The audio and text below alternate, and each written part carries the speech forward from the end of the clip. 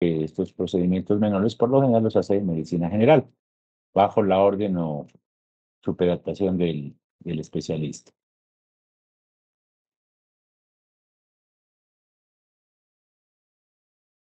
Recordemos que la punción lumbar es un procedimiento médico que implica un conocimiento previo, lógicamente, para que sea muy bien ejecutado. ¿Y quién me podría definir qué es punción lumbar? A ver, ¿quién está por aquí? Veamos. Veamos quién está por aquí. Angie. Angie Martínez, ¿estás por ahí? Sí, doctor, buenos ¿Qué días, es aquí estoy. Buenos días, ¿cómo estás? ¿Qué es la punción lumbar? Te pregunta el de primer semestre de medicina, tu futuro colega. Para mí, pues es un procedimiento aséptico en el cual se realiza para procesos más que todo diagnósticos, en el cual pues se extrae como tal pues líquido cefalorraquídeo para realizar pues diferentes estudios. Perfecto, perfecto. Muy bien. Perdón, voy aquí a modificar un poquito algunas cosas.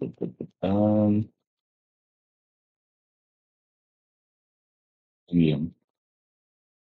Perfecto, sí, muy bien. Lo que tú has dicho es algo que tiene que ver también con, recordemos, la gran mayoría de estudios que lo vamos a hacer de punción lumbar es para diagnosticar neuroinfecciones. Entonces, realmente es eso, es un procedimiento en el cual buscamos obtener una muestra de líquido cefalorraquídeo para hacerle estudios y, lógicamente, también puede ser con fines terapéuticos como la anestesia regional. Quien quita que a futuro alguno de ustedes se vuelva anestesiólogo y le toque ir a hacer este procedimiento todos los días, pues para hacer bloqueos raquídeos o anestesia peridural.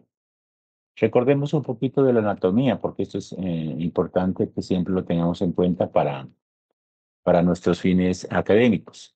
Normalmente, tener en cuenta que el líquido cefalorraquídeo se produce a nivel de los plexos paroideos, principalmente de los ventrículos laterales. También, pero se produce, se ha visto también a nivel del tejido cerebral como tal. Es el líquido intersticial del mismo encéfalo el que también aumenta la producción de líquido. Los plexos coroideos, recordemos que se encuentran principalmente en los ventrículos laterales y también se ha visto que la producción diaria más o menos es de 20 mililitros hora, es decir, más o menos 500 cc al día. Y el volumen que se contiene a una persona normal, un adulto, es de 150 cc. Si usted se pone a pensar, es muy poquito, 150 cc. Un vaso trae más o menos 250, imagínense, 150 es muy poquito de líquido raquídeo, pero la importancia de que el líquido tiene una función relevante en cuanto a que gracias a él el cerebro flota en el encéfalo, en el cráneo, y el peso normal del cerebro, que es de más o menos 1.400, 1.500 gramos, gracias a que está flotando sobre el líquido cefalorraquídeo, se disminuye a 50 gramos. Entonces tiene un efecto protector contra los movimientos, contra los impactos. También sirve como un medio para intercambio de sustancias nutritivas para el cerebro y, lógicamente, para también recoger desechos del mismo encéfalo, del metabolismo cerebral. Entonces tiene muchas, muchas otras cosas. La presión normal, miren, depende también, lógicamente, de la posición del paciente. Si el paciente está sentado, pues la posición en el área lumbar va a ser más alta que la de otra parte superior. Y si el paciente está acostado de cúbito lateral, pues también va a hacerse como un poquito más uniforme. Normalmente la presión es entre 70 a 180 milímetros de agua o también lo pueden expresar en milímetros de mercurio. En algunos libros está entre 7 a 15 milímetros de mercurio. Recordar que esa presión, pues lógicamente se aumenta en los síndromes de hipertensión endocraniana, en el trauma craneoencefálico. Y algo, perdón, algo también importante, siempre se recomienda antes de hacer un procedimiento, hacer fundoscopia para descartar que el paciente no tenga papiledema como signo de hipertensión endocraniana y también tener un TAC de cráneo simple que descarte que no tenga el paciente hidrocefalia o algún signo que le indique hipertensión en líquido. Hay muchas ocasiones en que realmente se considera que ya no es tan obligatoria una tomografía previa. Si el paciente no tiene ningún signo de focalización motora, si el paciente no ha convulsionado, si el paciente está en un estado de alerta. Entonces, en esos casos es muy poco probable que sea necesaria una tomografía y eso es algo que ha cambiado. Antes siempre nos tocaba tener previamente una tomografía para hacer una punción lumbar. Actualmente, las 10 dicen que tampoco es que sea tan necesario con esas excepciones que les comento.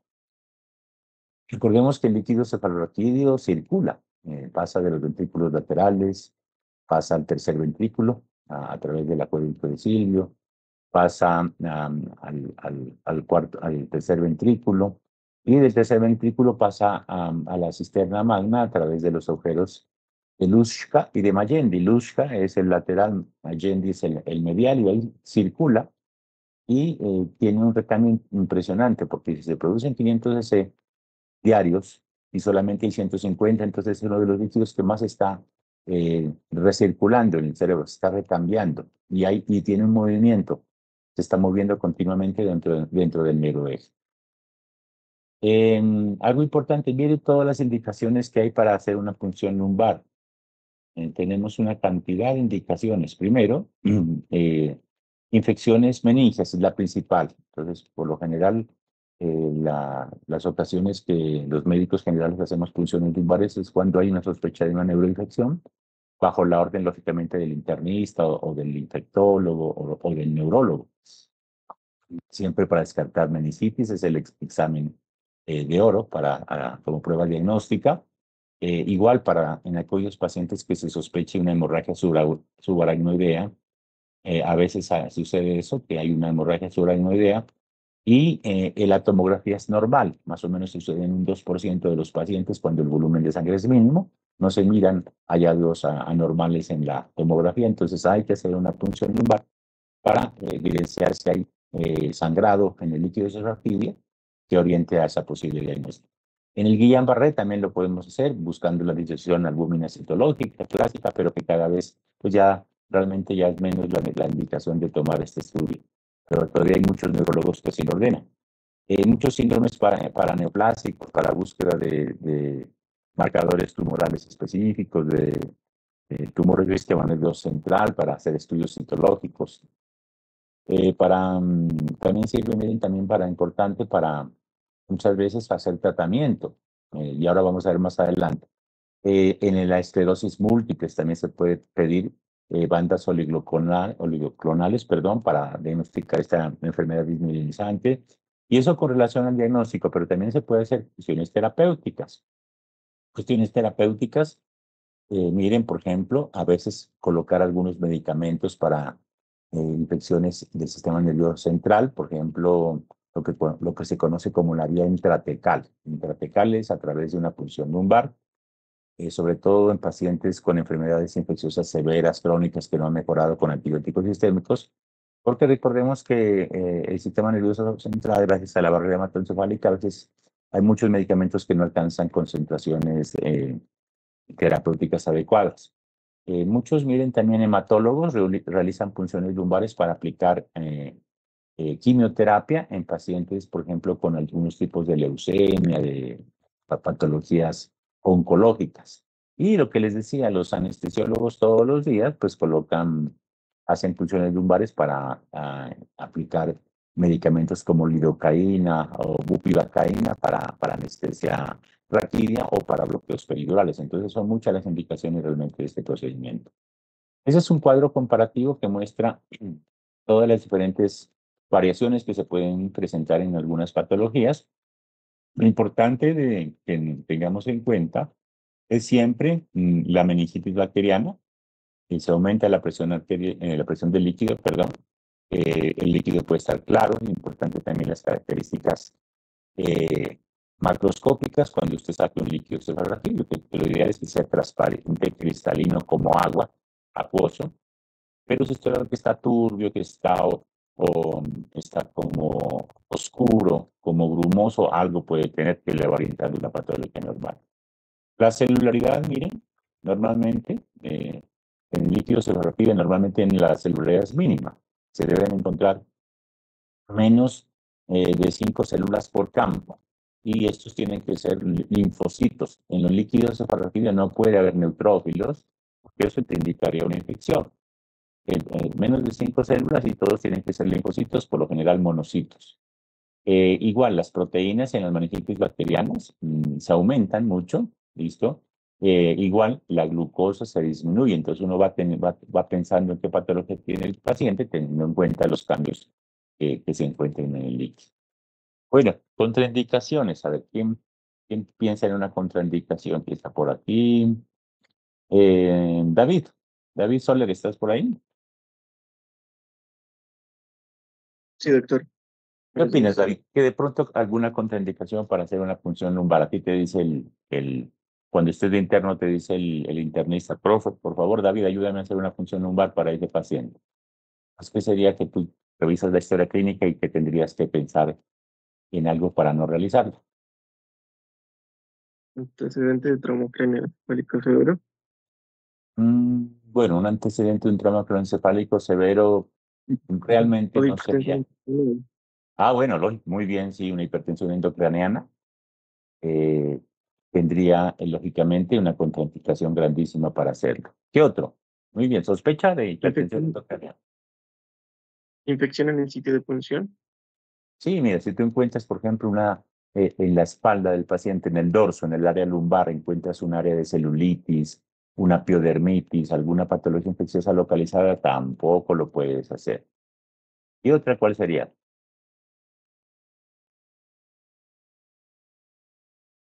¿Quién quiere ayudarle a David a ver alguna otra contraindicación para no hacerla? Pues que haya efecto de masa, pero pues pues es casi igual a la hipertensión endocrina. Sí, muy bien, sí, sí, sí, está con todo lo correcto. Hipertensión endocrinal, pero algo diferente a eso. Alteraciones en la coagulación. Muy bien, Edison, sí. Miren, alteraciones en la coagulación, o sea, coagulopatías, trastornos que predispongan a hemorragias. Entonces, si tú te dice el internista que le hagas una punción lumbar, vas a ver al paciente y está con, por ejemplo, con los tiempos de coagulación prolongados, el TP, TPT prolongado, no lo puedes hacer porque eso sería una catástrofe que se le forme al paciente, por ejemplo, un hematoma, ya sea epidural en la médula, que eso es gravísimo. O que tenga, por ejemplo, las plaquetas bajas. Si tú le vas a ver al paciente las plaquetas, el hemograma, y tiene unas plaquetas de 15.000, igual, entonces son contraindicaciones grandísimas. Y algo importante, miren, a veces se han cometido errores porque eh, ya sea el médico general o el interno, hace el procedimiento sin revisar la historia clínica de los pacientes y buscar contraindicaciones, porque muchas veces el especialista te da la orden, pero él no ha revisado la historia clínica. Y tú como médico siempre tienes que buscar alguna situación que obligue a no hacerlo. Entonces, eh, siempre buscar cómo están los tiempos de coagulación, cómo están las plaquetas y algo importante también con relación a los antecedentes del paciente, sobre todo en los antecedentes farmacológicos. ¿Qué creen que sería importante ahí?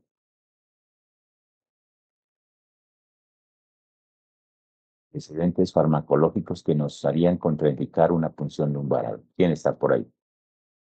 Que esté tomando anticoagulantes. Muy bien, perfecto.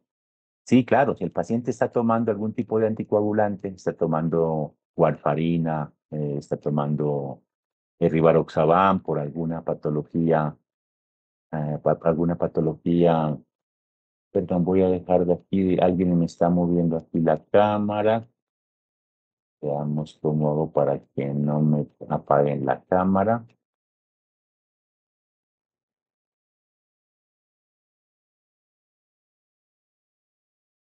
Listo. Entonces, miren, muy bien, tener en cuenta siempre los fármacos que está tomando, warfarina, cumarina. Y ojo, algo también bien importante, miren que a veces también uno puede tener riesgo de cometer un error.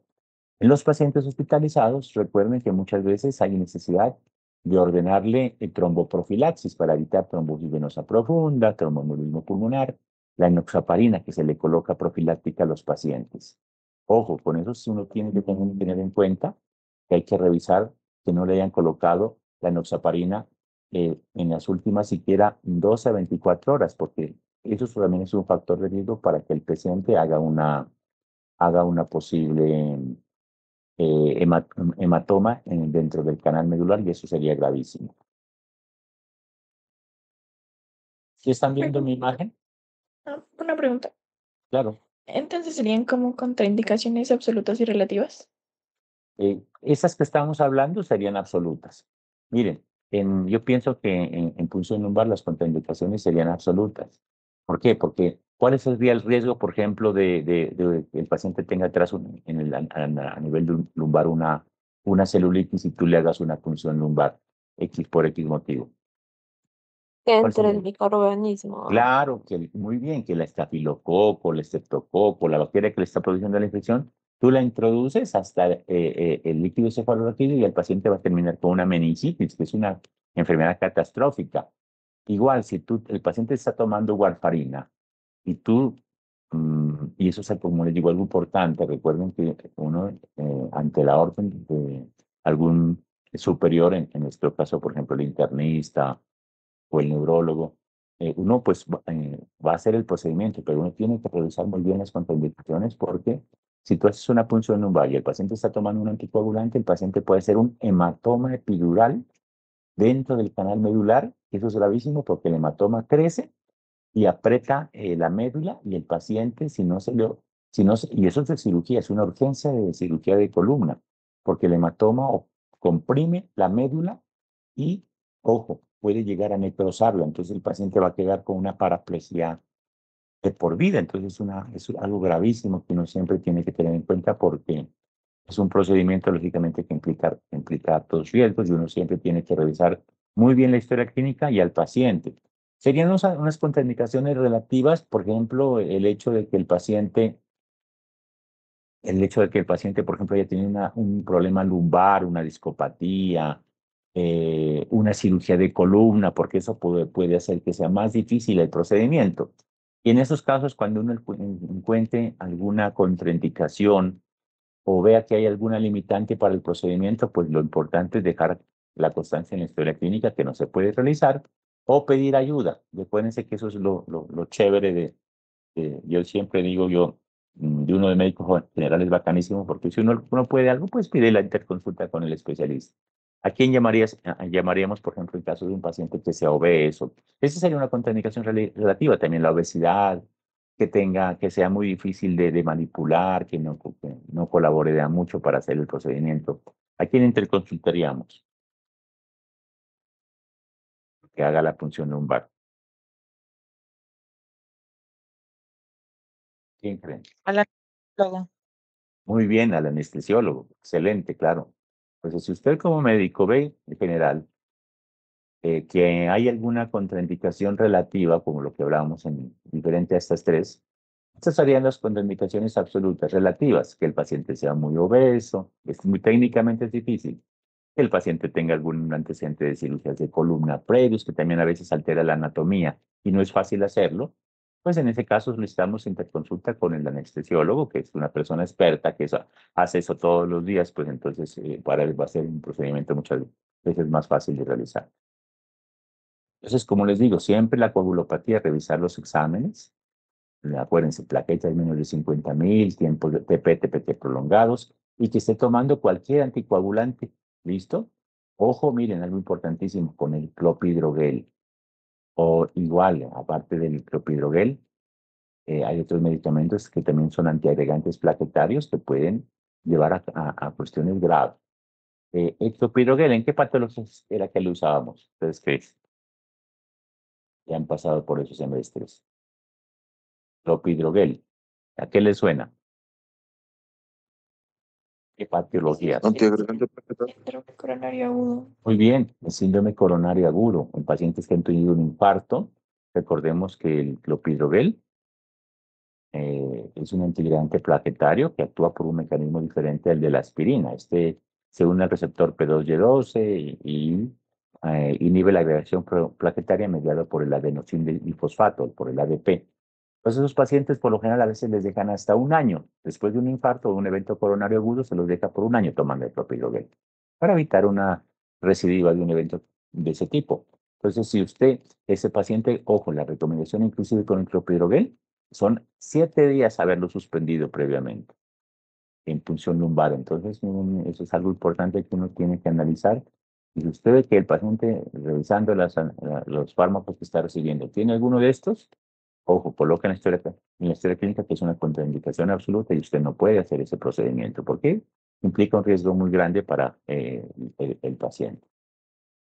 Miren qué bonito este valor humano, laboriosidad. Realizar con dedicación, cuidado y esmero las labores que son propias de cada circunstancia, como el estudiante que cada día hace sus tareas. Eso nos toca a todos. Ustedes como estudiantes ahora, sacar este semestre con las mejores notas, sacar buenas notas en clínica quirúrgica, porque miren, ya pasan a noveno semestre ya, y el tiempo pasa así rapidísimo. Ayer estuve con los compañeros de 10º semestre que ya pasan al internado, y ellos me decían, profe, es que esta carrera se nos ha pasado tan rápido, y estaban todos asustados por lo que se viene, que es el internado, y yo les decía que eso es normal, que cada vez uno se da cuenta que el tiempo pasa como más rápido. Y, y ellos, lógicamente, es un grupo muy bueno, los de décimo hay gente muy brillante dentro de este grupo de estudiantes y en un poquito también tiempo ustedes estarán ahí a puertas del internado y lógicamente acuérdense que uno tiene que hacer las cosas muy bien para obtener los mejores resultados. Miren, los planos que se atraviesan con la aguja de punción lumbar, eso es importante también tenerlo en cuenta. ¿Quién se acuerda? ¿Qué es lo que vamos puncionando con la aguja? Porque uno tiene que tener también el recuerdo anatómico de qué es lo que va a ir pasando con la aguja. ¿Quién se acuerda? ¿O quién me ayuda con eso?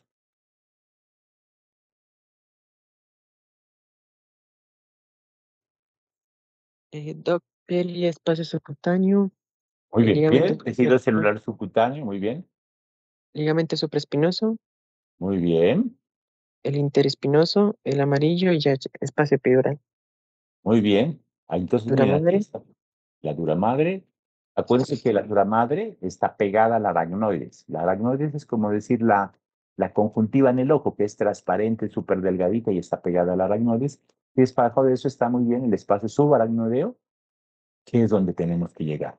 Ahí, nuestro objetivo es llegar hasta el espacio subaracnoideo, atravesando todas las estructuras que nos comentó nuestro compañero. Y siempre acuérdense, uno tiene que solicitar el equipo necesario. Esto es como para la intubación neurotraqueal que uno tiene que preparar los elementos. Entonces, siempre tener a alguien que le ayude. Uno no puede hacer una función solo. Uno en el hospital, pues le pide favor a la jefe o a algún auxiliar de enfermería. Ustedes, cuando estén en el internado, lógicamente, que les ayude el hospitalario o algún compañero que esté con ustedes. Y, lógicamente, siempre acuérdense, en el internado, ustedes siguen siendo estudiantes y van a tener que solicitar siempre la intervención de un médico hospitalario o del especialista. Siempre preparar la piel, hacer una asepsia antisepsia muy adecuada con clorexidina o con iodopovidona. Y algo importante, siempre que se utilice iodopovidona clorexidina, se recomienda al final hacer una limpieza con alcohol. ¿Por qué? Porque se ha visto que la iodopovidona, todos los iodóforos derivados de la misma, pueden producir en algunos pacientes aracnoiditis, una inflamación de la aracnoides por el componente que trae a veces esta sustancia. Entonces, siempre limpiar al final con alcohol, siempre guantes estériles. Guantes estériles, no se recomienda aquí utilizar guantes normales de rutina, guantes limpios que llamamos, o guantes de manejo. Siempre colocarse, miren, lo que usted se pone cuando va a entrar al quirófano, todo. Entonces, colocarse ustedes sus elementos de bioseguridad y su bata estéril, su tapabocas, ¿listo? Todo eso es importante. Y lógicamente hay que informar al paciente del procedimiento o a la familia y siempre hacer firmar el consentimiento informado. Eso es un documento médico legal que es importante que siempre le expliquemos al paciente o al familiar en caso de que este primero no pueda hacer la respectiva firma. Y luego, lógicamente, también tener para anestesia local, la lidocaína al 1 o 2%, y la aguja de punción lumbar, se recomienda que sea de número 20 o 22. ¿Listo? No más gruesas no más delgadas. ¿Por qué? Porque si es más gruesa, hay más riesgo de complicaciones, como vamos a ver más adelante. Y no más delgadas porque a veces técnicamente para uno como médico general es más difícil. Lógicamente los anestesiólogos utilizan agujas más delgadas, pero para uno como médico general siempre se recomienda, por lo general, y ahora el número que es ideal es el 22.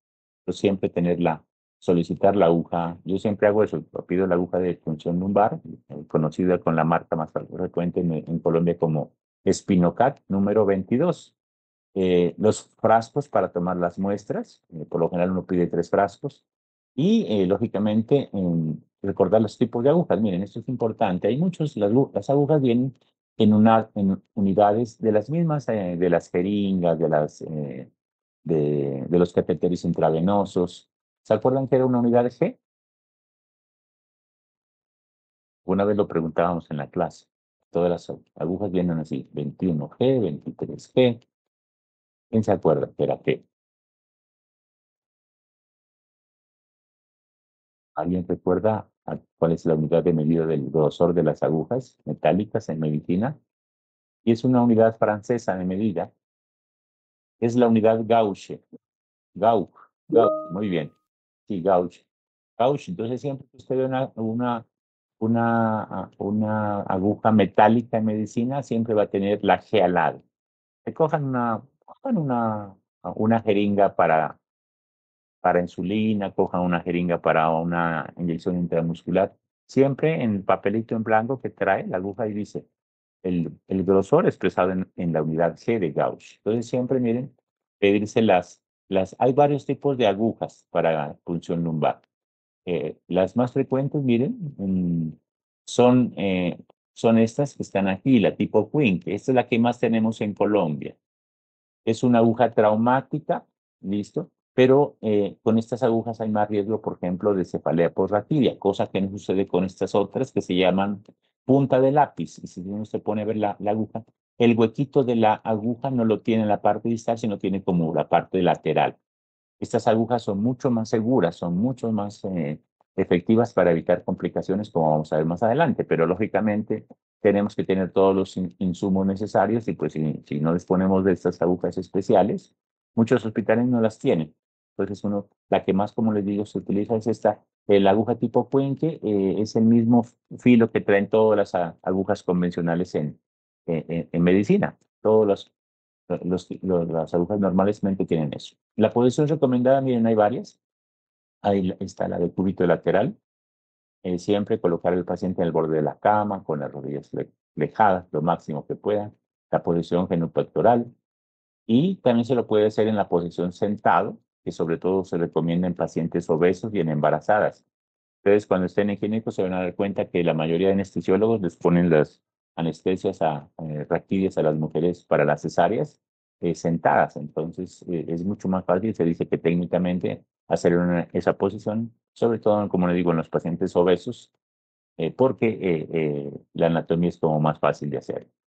Pero como les decía, como lo vamos a hacer para un paciente que muchas veces tiene una sospecha de neuroinfección y va a estar comprometido, pues lo vamos a hacer en la técnica de cúbito lateral.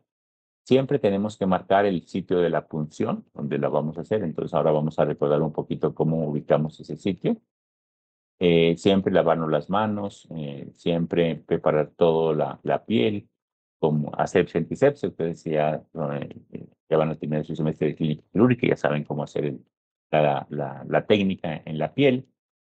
Y algo también importante, entonces miren, usted puede ubicar el sitio de la punción lumbar trazando una línea entre las crestas ilíacas, la parte del borde superior, que traza una línea imaginaria y se toca con su dedito a la cresta ilíaca superior del paciente y traza una línea imaginaria de tipo vertical y esa va a atravesar más o menos entre L3 y L4. ¿Listo? Más o menos se dice que esa línea que atraviesa queda más o menos a nivel de la apófisis espinosa de L4. No siempre pasa eso, a veces no es en la misma L4, pero por lo general en la mayoría de personas pasa por L4. Esa línea, miren, aquí está el nombre, esa línea se llama línea de Tuffier, así se llama. La línea de Tuffier es esa línea que usted utiliza como referencia para ubicar ese espacio Y recordar, miren, que por lo general a ese nivel solamente encontramos raíces nerviosas que hacen parte de la famosa cola de caballo. ¿Recuerdan hasta dónde llegaba la médula? ¿Quién se acuerda hasta dónde llegaba, hasta qué nivel lumbar llegaba la médula espinal? L3, L2. Bueno, por lo general llega L1. La mayoría de libros dicen L1, algunos pueden llegar hasta L2, pero la referencia que uno siempre tiene que tener en mente es L1. Hasta L1 llega la médula espinal y por eso uno lo hace siempre lo más abajo posible para evitar lesionar la médula como tal. Entonces, miren, siempre acuérdense ustedes, pues ya son expertos, siempre del centro hacia la periferia, siempre ser exagerados, y eso es algo importante. Recuerden de pronto cuando ustedes habrán entrado en este semestre a quirófano para hacer la asepsia antisepsia, siempre lo importante es ser extenso, el área siempre, y recuerdo que uno siempre de estudiante lo regañaban cuando lo hacía muy pequeña el área para hacerla. Acuérdense que siempre hay que extenderse, entonces siempre lo más amplio posible, ¿listo? Movimientos siempre circulares, de adentro hacia afuera, siempre desechar las gasas, utilizar otra nueva, abrir otro paquete. Lo más importante, como le digo, acuérdese que si usted introduce una neuroinfección es gravísimo, hay una complicación mayor. Lealtad, mire, la lealtad es un compromiso a defender fielmente lo que creemos y en quién creemos. Yo pienso que uno tiene que ser leal a Colombia, a su Universidad de Nariño, siempre hablar bien de ella, siempre creer en nuestro país que las cosas siempre van a ser mejores y, lógicamente, ser leal a nuestra profesión de médicos. Uno siempre tiene que hacer algo importante que es hablar bien siempre de nuestros colegas. Yo pienso que así usted se entere de cosas no tan sanas en el ámbito de la medicina, uno siempre tiene que hacer quedar bien a los colegas, ¿no? Así usted no esté de acuerdo con X persona o no comparta criterios, uno siempre tiene que hablar bien del personal de salud, porque a mí me duele cuando, ejemplo, alguna persona habla mal de un hospital o se queja o dice que no le hicieron nada. Eso es triste porque así yo no trabajo en X institución, uno tiene que ser leal a trabajar en salud. Y yo sé que nadie quiere hacerle daño a un paciente, pero a veces las cosas no resultan como deben ser, entonces uno siempre tiene que ser leal a su profesión. Entonces, miren, aquí importante siempre, lo primero, colocar anestesia infiltrativa. Usted hace un pequeño abono, o sea, una bolita, coloca una pequeña cantidad de anestesia en el tejido celular subcutáneo, lidocaína al 2%. Inclusive se lo puede hacer con una aguja más delgada para que al paciente no le duela. Acuérdense que normalmente las jeringas regulares, las que son de color verde en la parte proximal, son de 21G. ¿Listo? Entonces usted puede pedir una más delgada, inclusive uno pide una aguja 25, una 27, para hacer la infiltración, para que el paciente no le duela, y coloca más o menos unos 2-3 centímetros de lidocaína. ¿Listo? Y luego introduce ya lógicamente la aguja de punción en el tejido subcutáneo, y el sitio que se introduce es usted palpa una apófisis espinosa, la apófisis espinosa entre L3 y L4, y en toda la mitad ese es el sitio de punción, para evitar, lógicamente, eh, eh, toparse con la parte ósea de las mismas. Entonces aquí está. Y siempre algo importante, miren, entonces usted va avanzando la aguja, pero si se da cuenta, esto tiene una angulación. La aguja se introduce un poquito, no perpendicular, sino un poco angulada. ¿Por qué la introduzco angulado y no perpendicular? En la imagen, pues usted podría citar la respuesta. Yo tengo que introducirla un poquito inclinada, más o menos unos 20, 30 grados hacia cefálico. Por la disposición de las apófisis espinosas. Perfecto, muy bien, claro. Entonces, acordarse siempre eso. Las apófisis espinosas, miren, no son rectitas, no son rectas, son un poquito anguladas. Tienen esa disposición.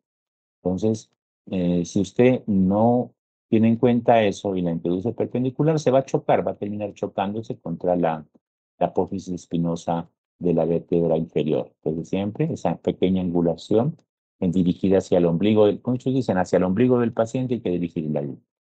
Siempre se introduce con el bisel de la aguja paralelo al eje de la vértebra, esto buscando que la aguja, ojo, separe las fibras del ligamento de los ligamentos de la duramadre y no la corte. Por eso es que uno la aguja la introduce con el bisel. Mira, si el paciente está en el cúbito lateral, con el bisel mirando para arriba. Entonces así la aguja va separando las capas de la duramadre y no la corta. Eso para evitar complicaciones como vamos a ver más adelante. Acuérdense entonces que la aguja que se recomienda es la aguja 22, número 22. A veces uno se olvida del número 22, pero les digo que la aguja 22 es la negrita, tiene una tapa negra. Todas las agujas de punción lumbar vienen con diferentes tapas de colores. Y eso es como los catéteres intravenosos. Si usted se ha dado cuenta que siempre el mismo número es del mismo color, así sea de marca diferente. ¿Listo? Entonces igual. Entonces aquí lo que tienen que pedir es si usted se olvidó que era 22, dígale que le pase de la que es que tiene el cosito negro. Yo siempre a veces cuando me olvido del famoso 22 me acuerdo que tiene. Y en pacientes que sean obesos o que sean más gorditos y que sea difícil el procedimiento, uno pide una más gruesita, que es la número 20. Pero recuerde, por ejemplo, ya no hacerlo con la rosada, por ejemplo, que es 18. Esa es muy gruesa y es mucho riesgo de que se complique el paciente. Más adelante vamos a hablar un poquito de eso. Lo que les decía, el ángulo el ángulo de aguja puede ser entre 10 a 20 grados, dependiendo de la disposición a veces del mismo paciente, pero mínimo tienen que ser 10 grados de inclinación. Entonces, un poquito inclinado, teniendo en cuenta la disposición de las apófisis espinosas, y se avanza lentamente. Miren, eso del pequeño chasquido realmente no es una sensación auditiva, sino es algo táctil, que usted siente como que bruscamente como que pasó la aguja pasó más suave. Pues en ese momento, usted posiblemente ya esté en el espacio subaracnoideo, o también otra técnica que usted puede ir introduciendo 5 milímetros cada vez, sacando la guía de la aguja y ver si sale líquido. Si no sale, la vuelve a introducir la guía y la vuelve a introducir otros 5 milímetros. Normalmente, ¿cuánto es la profundidad de una persona delgada y de contextura normal? Más o menos son 4 a 5 centímetros desde la piel hasta donde está el espacio subaracnoideo. Entonces, eso es algo que también uno tiene que tener en cuenta.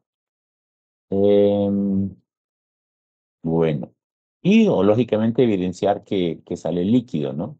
El líquido sale muy lentamente y al principio puede salir con evidencia de sangre. Entonces, ¿por qué? Porque a veces usted al puncionar con la aguja puede romper algún vasito que está en el plexo vertebral, que está antes del espacio epidural. Entonces, es algo importante que hay que tener en cuenta.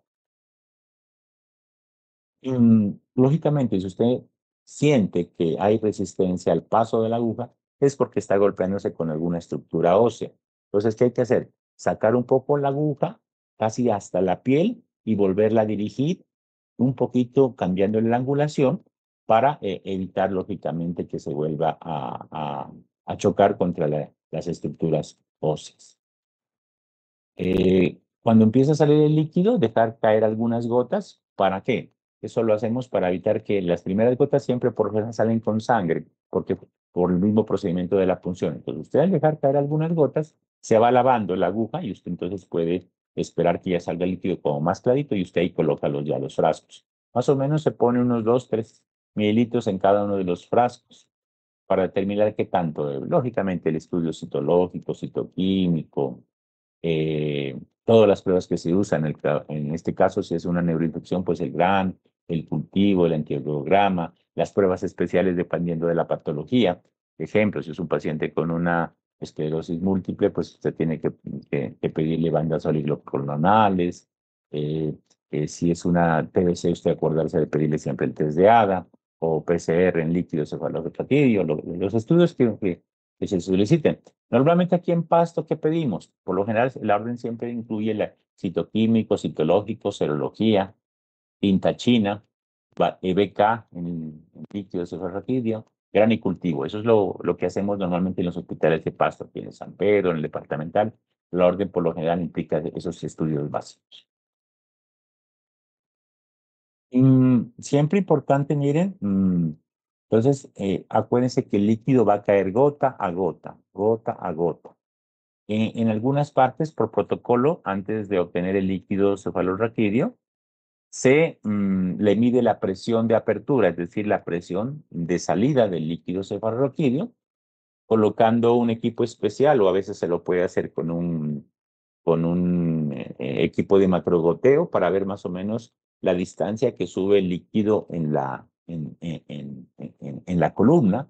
Y lógicamente acuérdense que la presión normal va a ser más o menos entre 7 a 15 centímetros de agua, o si usted lo quiere expresar en milímetros de 70 a 150 hasta 180 milímetros de agua. ¿Listo? Entonces hay muchas partes que normalmente lo hacen como protocolo. Siempre medir la presión de salida del líquido cefalorraquídeo, que lógicamente si está aumentada le puede indicar un proceso inflamatorio u obstructivo a nivel de la circulación del mismo líquido. Entonces, algo importante, siempre acuérdense en sospecha de TBC, el test de Adala. El test de Adala es una prueba muy, muy relevante porque tiene una sensibilidad y especificidad muy alta para TBC. Y recordar que la TBC siempre va a ser una enfermedad que va a estar entre nosotros. Eso no se ha podido erradicar y yo pienso que nunca se va a poder hacerlo porque el Mycobacterium tuberculosis es un organismo que sobrevive a todo. Entonces, por eso es muy difícil erradicarlo. Y de ahí que los tratamientos, por ejemplo, ustedes han visto para pacientes con TBC son tratamientos muy largos. Mínimo son 6 meses. Entonces, es algo que... Y la TBC es una enfermedad que simula muchísimas otras patologías.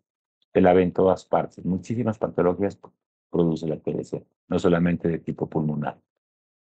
Entonces, miren, siempre que se obtengan ya y eso, por eso siempre dentro de los elementos a solicitar para que uno no se olvide, también es relevante pedirse un banquito o un asiento. ¿Por qué? Porque acuérdense que esto es un proceso demorado en cuanto a la obtención de la muestra, porque es gota a gota que cae el líquido. Entonces usted tiene que, con mucha paciencia, sentarse ahí con su tubito de muestra, empezar a recoger gota a gota el líquido.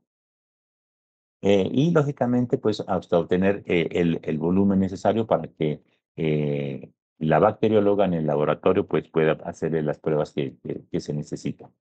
Cuando ya usted ha obtenido los tubos, lógicamente uno va tomando un tubo, lo cierra, lo pone. Otro tubo, lo llena 2, 3 centímetros, lo cierra, lo guarda. Y cuando acaba el tercer tubo, lo que hace lógicamente siempre es colocar el mandril, ¿listo? Dentro, ¿listo? Y extraerlo. Y eso es muy importante porque este procedimiento ha mostrado que disminuye, por ejemplo, el hecho siempre de sacarla colocando el mandril, disminuye la incidencia, por ejemplo, de cefalia postraquídea, como lo vamos a ver más adelante. Lógicamente, hay que hacer una pequeña presión con el dedo, con el pulgar o con el índice y colocar una gasa estéril con un esparadrapo para fijar el punto de donde se obtuvo el líquido. Algo también relevante, si usted, ¿cuál es la recomendación? Siempre uno hace por lo general, como médico general, 2 intentos. Funciona en un espacio. Si usted ve que toca hueso y no sale, pues saca un poquito la aguja, la redirecciona, intenta hacerlo.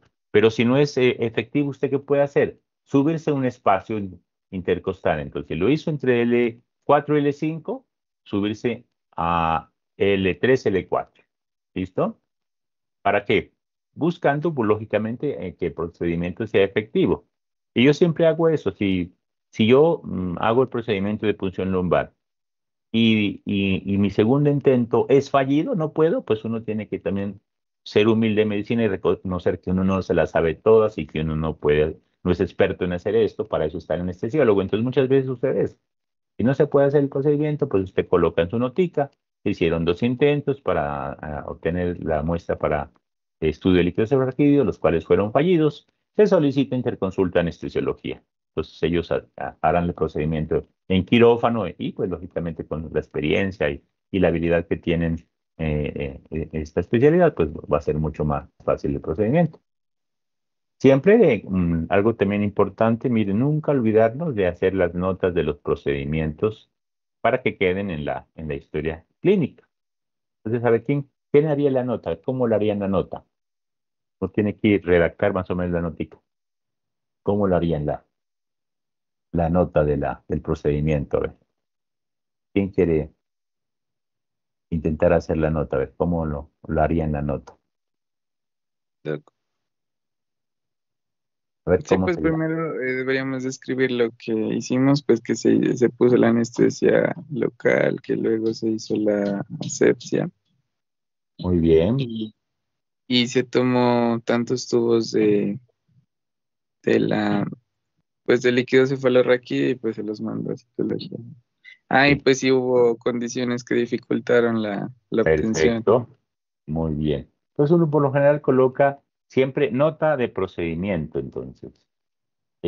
Siempre uno colocar el datico, ojo que se hizo el consentimiento informado. Entonces uno le coloca previa explicación del procedimiento al paciente y familiares, previa firma del consentimiento informado, se procedió a realizar punción lumbar en decúbito lateral izquierdo o derecho, ¿listo? Se realizó asepsia, antisepsia con clorexidina o con yodado, lo que usted hizo. Uno va recibiendo el paso a paso, ¿listo? Se realiza punción con aguja número 22 a nivel de el espacio L3 de espacio intervertebral L3, L4 o L4, L5 con aguja número 22. Se obtiene en primer intento o en segundo intento. Uno coloca, y si el primero no pudo, pues fue fallido, usted intenta otra vez, y si ahí pudo, pues los coloca. Se introdujo aguja espinal en segundo intento, obteniéndose líquido cefalorraquídeo y las características macroscópicas del mismo. Líquido cefalorraquídeo. ¿Cómo ven ese de ahí, de ese tubo que está en la imagen, por ejemplo? ¿Cómo lo ven? Está turbio. Blanquecino, turbio. Turbio, claro, blanquecino, turbio, amarillento. Usted lo describe lo que vio. Porque acuérdense, lo ideal es que le salga cristalino, agua, como tiene la misma características del agua, es el líquido cefalorraquídeo, se lo ve igualito. Entonces, si usted lo ve así, pues usted no va a decir eso es acuoso, cristal de roca, no, eso es un líquido amarillento, turbio, palescente, ¿listo? Se toman muestras en 3 tubos, lógicamente, se retira aguja, uno pone todo, se retira la aguja y se envían las muestras marcadas y rotulados a laboratorios. Procedimientos sin complicaciones o alguna complicación que tuvo. ¿Cómo se hace una nota operatoria que ustedes también ya lo practicaron en este semestre y siempre colocan su firma? Entonces siempre dejar constancia en la historia clínica que se hizo el procedimiento, porque a veces uno ve que hicieron la punción y en ninguna parte de la historia clínica está descrito eso. Entonces, acuérdense, es importantísimo, no solamente para la evolución clínica del paciente, sino también para la parte de facturación. Y estos procedimientos, lógicamente, se cobran a las EPS porque pues implica un esfuerzo por parte del médico. Entonces, siempre que la nota clínica le quede bonita. Y eso es algo también importante que uno aprende a hacerle con el tiempo. Siempre que usted haga una nota de algún procedimiento, léala. Y si a usted le gusta, listo, déjela ahí. Pero si usted le ve algo que no, como no le gusta, como que no le cuadra de mucho, cámbiele algunas frases. Y lógicamente eso uno con el tiempo es que ya empieza a hacer notas como de mejor calidad. Bueno, algo también importante. Esta es una descripción, miren, de un líquido cefalorraquídeo, de un reporte. Entonces, por lo general, se reporta así. La bacterióloga le va a usted decir líquido, bueno, color incoloro, líquido cefalorraquídeo, después de centrifugar. Entonces ahí ponen que es incoloro, aspecto límpido, ¿listo? El número, la celularidad le hacen haciéndole una tinción de Gray. Entonces aquí dice que linfocitos 98%, monocitos 2%. Acuérdese, no puede verse neutrófilos en un líquido cefalorraquídeo porque le puede indicar una neuroinfección. ¿Listo? Una meningitis bacteriana, una encefalitis. ¿Listo? Y lógicamente el GRAN que le hacen el GRAN, tampoco tiene que haber ningún tipo de microorganismo bacteriano en la muestra. La tensión de Sil-Nielsen, igual no se observan bacillus ácido alcohol resistentes. El KOH también, acuérdense, el KOH es para ver estructuras fúngicas, hongos. Entonces, igual debe ser negativo. Sobre todo, miren, las meningitis por hongos se dan por lo general en pacientes con una inmunidad muy alterada.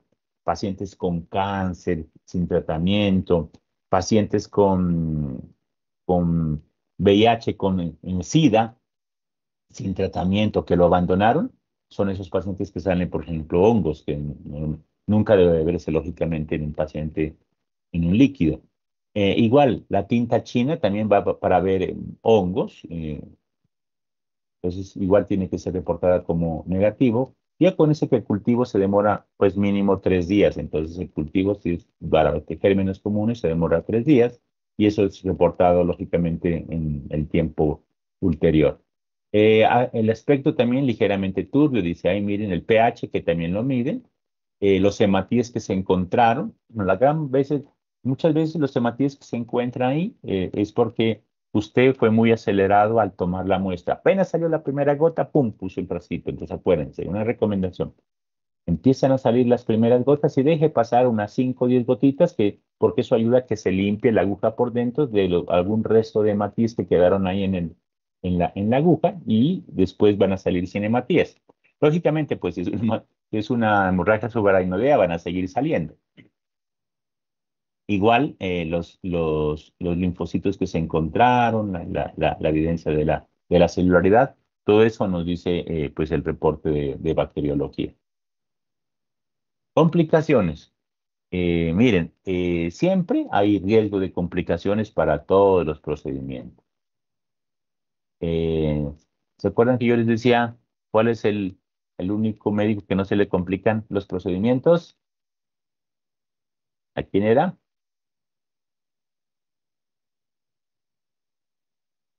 ¿Quién es el único médico que no se le complican los procedimientos? ¿Quién creen? De pronto al patólogo, pero al anatomopático. Bueno, pero ¿quién cree que usted, quién cree, echando lógica, que no se le complica? Forense. Al que no los hace. Eso, muy bien, al que no los hace. El que no hace, pues si usted no hace nada, nada se le va a complicar, pero eso no debe ser, lógicamente, el objetivo de uno como médico. Pero miren, los procedimientos siempre van a haber complicaciones, así sea el experto, el mejor ortopedista, el mejor cirujano, el mejor neurocirujano, lo que usted quiera, siempre van a haber complicaciones, porque usted puede hacer todo bien, pero pueden haber otras cosas que impliquen en que el paciente no responda adecuadamente. Entonces, pues uno no tiene que tener la idea, no, yo no hago nada porque el profe Jimmy dijo que el que no hacía nada, nada se le complicaba, no. Uno tiene que hacer las cosas, buscar hacer las cosas, lógicamente, y con todo el conocimiento, con toda la paciencia y, lógicamente, con el paso a paso correcto. Pero siempre se le va a complicar. Por ejemplo, las complicaciones más simples que uno siempre tiene es no poder hacer la punción lumbar. Yo muchas veces he intentado hacerlo y no he podido. Y nunca, siempre uno como médico tiene que ser humilde. Yo tenía un amigo que eso negaba siempre. No, yo nunca, de todas las punciones que he hecho, nunca me ha fallado uno. No, mentira. Los anestesiólogos expertos a veces es muy complejo y no pueden hacer la punción lumbar, imagínese uno de médico general. Entonces, siempre van a haber complicaciones. Entre usted haga más procedimientos, existe un mayor porcentaje de complicaciones. Entonces, lo importante es, como les digo, hacer el mejor esfuerzo posible y fundamentarnos en la técnica adecuada. ¿Listo? Entonces, ¿qué complicaciones creen que puede tener entonces una punción lumbar? ¿Qué podemos meter aquí como complicación? La celulitis, doctor. Muy bien, entonces si tenía una celulitis, podemos ir para el paciente. Si no nos acordamos de esa contraindicación, el paciente terminar con una meningitis bacteriana. Entonces, pues muy bien, esa es una complicación gravísima, porque imagínense. Y como entonces, y otra cosa que les digo, siempre que hagan un procedimiento tipo punción lumbar, busquen contraindicaciones para hacerlo, para no hacerlo, porque imagínense, muchas veces eso ha pasado. No, es que como a mí el internista me dijo que le haga la punción lumbar, pero ¿cómo? Si no revisaste que tenía 20.000 plaquetas. Entonces, ojo, entonces uno tiene que revisar los paraclínicos, examinar al paciente, revisar que la piel esté bien, que no esté con una celulitis, porque muchas veces al paciente llegó el especialista, miró que estaba con compromiso de la conciencia y con fiebre, escalofríos, rigidez nucal y le dijo al hospitalario o a ustedes como internos, ve, hacerle una punción lumbar que parece una meningitis. Chao, iniciémosle antibióticos, ceftriaxona, vancomicina, tomémosle hemocultivos y hágale la punción. Chao. Y usted, bien mandado para hacer la punción. No, los primeros revisemos al paciente. A ver, no tendrá una celulitis. Uy, una celulitis en la espalda, lleno de pústulas atrás en la espalda de epidermitis. Entonces, ojo, no lo puede hacer, acuérdense. Entonces, uno siempre tiene que tener una visión clínica, más allá de siempre que tenga una orden para un procedimiento, usted verifique que no haya contraindicaciones. Muy bien. Meningitis por una celulitis que no fue adecuadamente tratada. Entonces, si el paciente tiene una celulitis, pues ni modo, no se le puede hacer la punción lumbar. Y usted coloca en la historia clínica por qué no se puede hacer el procedimiento. Otra complicación. Hematoma. Muy bien. Un hematoma, miren. Bueno, los hematomas a nivel del tejido celular subcutáneo no son graves, pero sí son gravísimos, miren, cuando el hematoma es dentro del canal raquídeo, o sea, cuando es un hematoma, por ejemplo, epidural o subdural. Acuérdense, los hematomas epidurales y subdurales no solamente se dan en el encéfalo, en tramo craneoencefálico, también pueden ser a nivel de la médula. Y es gravísimo porque el hematoma, lo que les decía, ya sea epidural o subdural, empieza a crecer y como el espacio del canal medular es tan estrecho, ese hematoma comprime la médula y la necrosa. De ahí para abajo, necrosada porque no pasa la circulación. Entonces el paciente, ojo, empieza con un compromiso de esfínteres, incontinencia de esfínteres, disminución de la fuerza de miembros inferiores, empieza con parestesias, con debilidad. Y si eso no se interviene rápido, ¿y qué hace? ¿Cuál es el manejo de esto? Cirugía, no hay nada que hacer. Toca llamar al cirujano de columna para que haga laminectomía y decomprima el canal medular, porque si no el paciente, si se pasa más de 8 horas, que es el tiempo promedio en que se necrosa la médula, el paciente va a quedar secuelado de por vida. Entonces, como le digo, eso es gravísimo. Por eso, pilas con las contraindicaciones de las coagulopatías y de los medicamentos que esté tomando. Ojo con eso. Ejemplo, y muchas veces, mira, yo escuché un caso bien triste aquí en un hospital de nuestra ciudad, de un paciente que tenía sospecha de meningitis y estaba anticoagulado porque tuvo una trombosis venosa profunda un mes atrás. Estaba con apixaban, recibiendo apixaban. Entonces llegó, como tenía la meningitis, le ordenaron al médico hospitalario que le haga la punción lumbar, pero él no revisó eso, que el paciente estaba anticoagulado y le hizo la punción lumbar y el paciente terminó con un hematoma epidural y terminó parapléjico. Uf, eso fue una demanda, no sé en qué ahora gracias eso, pero como le digo siempre, acuérdense que uno tiene que revisar muy bien a los pacientes, revisar la historia clínica porque hay complicaciones catastróficas. Otra complicación, no tan grave. La cefalea. Muy bien, la cefalea, miren, la cefalea es la principal complicación. La cefalea posraquídea o pospunción dural. Esa es más o menos le dice que las series van de 10 a 30% de los casos, o sea que es la más frecuente, ¿listo? Entonces aquí está, miren. Puede ser, miren, una reacción local a la clorexidina. Hay gente que, usted no le preguntó si era alérgico a la clorexidina, hay gente que es alérgica a la clorexidina, hay gente que es alérgica al isodine, a la iodopovidona. Entonces usted hizo de hacer centrisepsia con, con, con clorexidina y el paciente era alérgico a la clorexidina y al otro día severa reacción en la piel por una alergia que le dio, no una celulitis infecciosa, sino una reacción inflamatoria alérgica por la hematoma en el sitio de la punción, que sería muy, muy, muy grave, la cefalea postpunción, que sería entre 5 y 20. Hay otras series que dicen 10 a 30%, eso depende del libro que usted lo lea. Y meningitis química, muchas veces por las sustancias a veces como les decía, inclusive aracnoiditis el ingreso de iodopovidona o de clorexidina dentro del canal. Por eso la recomendación que les decía al inicio, limpiar muy bien al final con alcohol, gasas con alcohol para retirar los restos de clorexidina o de isodina, iodopovidona. Meningoencefalitis purulenta porque usted no hizo buena sepsia antisepsia o el paciente tenía una celulitis. Y lo más grave, una herniación cerebral porque el paciente tiene hipertensión endocraniana y usted no valoró eso previamente. Entonces, acuérdense, hay complicaciones que pueden ser graves. Algo importante, miren, de la cefalea posraquídea. ¿Y cómo creen que uno diferencia una cefalea posraquídea, por ejemplo, de una cefalea? Ejemplo, el paciente que le hicieron una punción lumbar, pero tiene antecedente de migraña. Toda su vida ha estado con migraña, es una mujer, y al tercer día le va a consultar a usted y le dice, vea, es que yo estoy con un dolor de cabeza horrible, hace 3 días me hicieron una punción lumbar. ¿Cómo usted diferencia que no es la migraña o que fue secundaria a la punción lumbar? Por Por la la posición, posición de pronto, ¿Cómo así? digamos, o si se sea, acuesta no le va a cuando doler, si se levanta le duele. Muy bien, miren, es, ese es el punto que usted siempre tiene que preguntar. Entonces, señora, dígame algo. ¿Cuando usted se acuesta le duele? No, doctor, no me duele acostar. Pero medio me siento, me paro, ahí viene el dolor de la cabeza.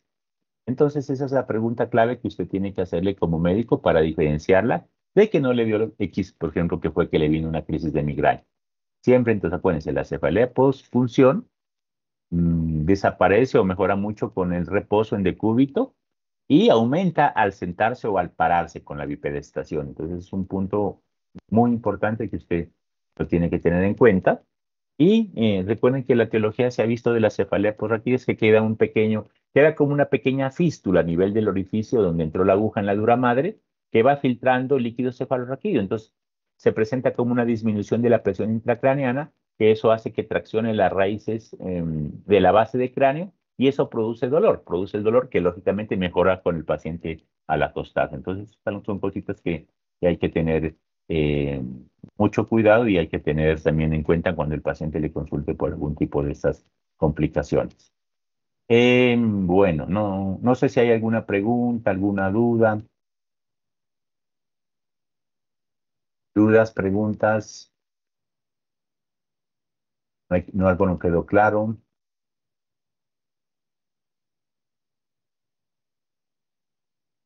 claro, ¿no? Bueno, muy bien. Libertad, miren, esta es una de las cosas más bonitas que tenemos. La libertad es la capacidad de elegir entre el bien y el mal de manera responsable. Y ustedes como médicos, en un futuro ya muy cortito, titulados, cuando se gradúen, y ya cada vez falta menos para eso, ya solamente nos faltan, a ver, sacamos cuenta, 9, 10, ta, ta, ta. 2 añitos, en 2 añitos ya van a estar posiblemente graduándose. Uno siempre tiene que escoger lo bueno, porque en la vida siempre le van a ofrecer lo malo. Y esa es la capacidad que tiene uno para hacerlo, la libertad. Usted puede escoger hacer las cosas mm, con honestidad, hacerlas de forma correcta o hacerlas por el camino fácil y malo. Acuérdense que eso es muy importante. Lo mismo les digo, uno tiene la libertad para hacer cosas negativas en la vida y tiene la libertad para irse por el buen camino. Yo siempre les voy a decir que uno nunca tiene que perder los valores, nunca tiene que dejar de hacer las cosas con honestidad. Eh, las cosas fáciles en la vida, ojo, muchachos, eso no es, nunca va a ser bueno. ¿Listo? Las cosas bonitas en la vida cuestan, como a ustedes les costó entrar a esta carrera de medicina en una universidad tan buena como es la de Nariño. Entonces uno nunca tiene que prestarse a cosas raras, a cosas anormales. Usando el tema de onicectomía, yo quisiera que de pronto me contaran si durante este semestre vieron algo relacionado con la onicectomía. ¿Vieron No, ese tema? ¿No? pues, No, Puede mi ser. brote tampoco. Pues les cuento que estos son procedimientos menores que nos toca hacer a los médicos generales, porque realmente, miren, los únicos que hacen estos procedimientos programados son los dermatólogos y los podólogos, que también es una subespecialización de la dermatología. Realmente a nadie le gusta hacer onisectomías, pero es un procedimiento que casi está confinado a los médicos generales de los diferentes hospitales, clínicas. Entonces siempre le va a llegar el paciente para hacer el procedimiento. Algunos optan por irse donde la manicurista, a la estética que le hagan esto, pero realmente el personal más capacitado, lógicamente, debe ser un médico que tenga formación en este tipo de procedimientos. Y vamos a empezar hablando un poquito de la anatomía de la uña, porque a veces uno con tanta cosa que le toca aprender en la carrera se va olvidando. Entonces, recordar siempre, acordarse de la placa unguial como tal, que es la uña, ¿listo? Acuérdense que tiene la famosa lúnula. La lúnula es la parte proximal de forma semi-redondeada, ¿listo? La cutícula, que es el borde entre la piel y la placa unguial. Está ese pliegue proximal, que está cerca a la cutícula. Y, lógicamente, los pliegues laterales, el pliegue medial hacia adentro y el pliegue lateral de la parte externa hacia afuera. Acordar siempre que las estructuras de la uña, lógicamente, hay que reconocerlas porque si vamos a hacer un procedimiento tenemos que ver cómo vamos a intervenir. Y la onisectomía, miren, es ese procedimiento médico por el cual se extrae una parte o el total de la uña que se encuentra afectada por alguna patología que así lo requiera. ¿Listo? Entonces, este es un procedimiento terapéutico que es muy realizado por los médicos generales. Siempre alguna vez nos va a tocar hacer eso, porque realmente, como les digo, los pacientes muchas veces llegan por urgencias, por consulta externa con estas patologías y usted tiene que darle la resolución del caso.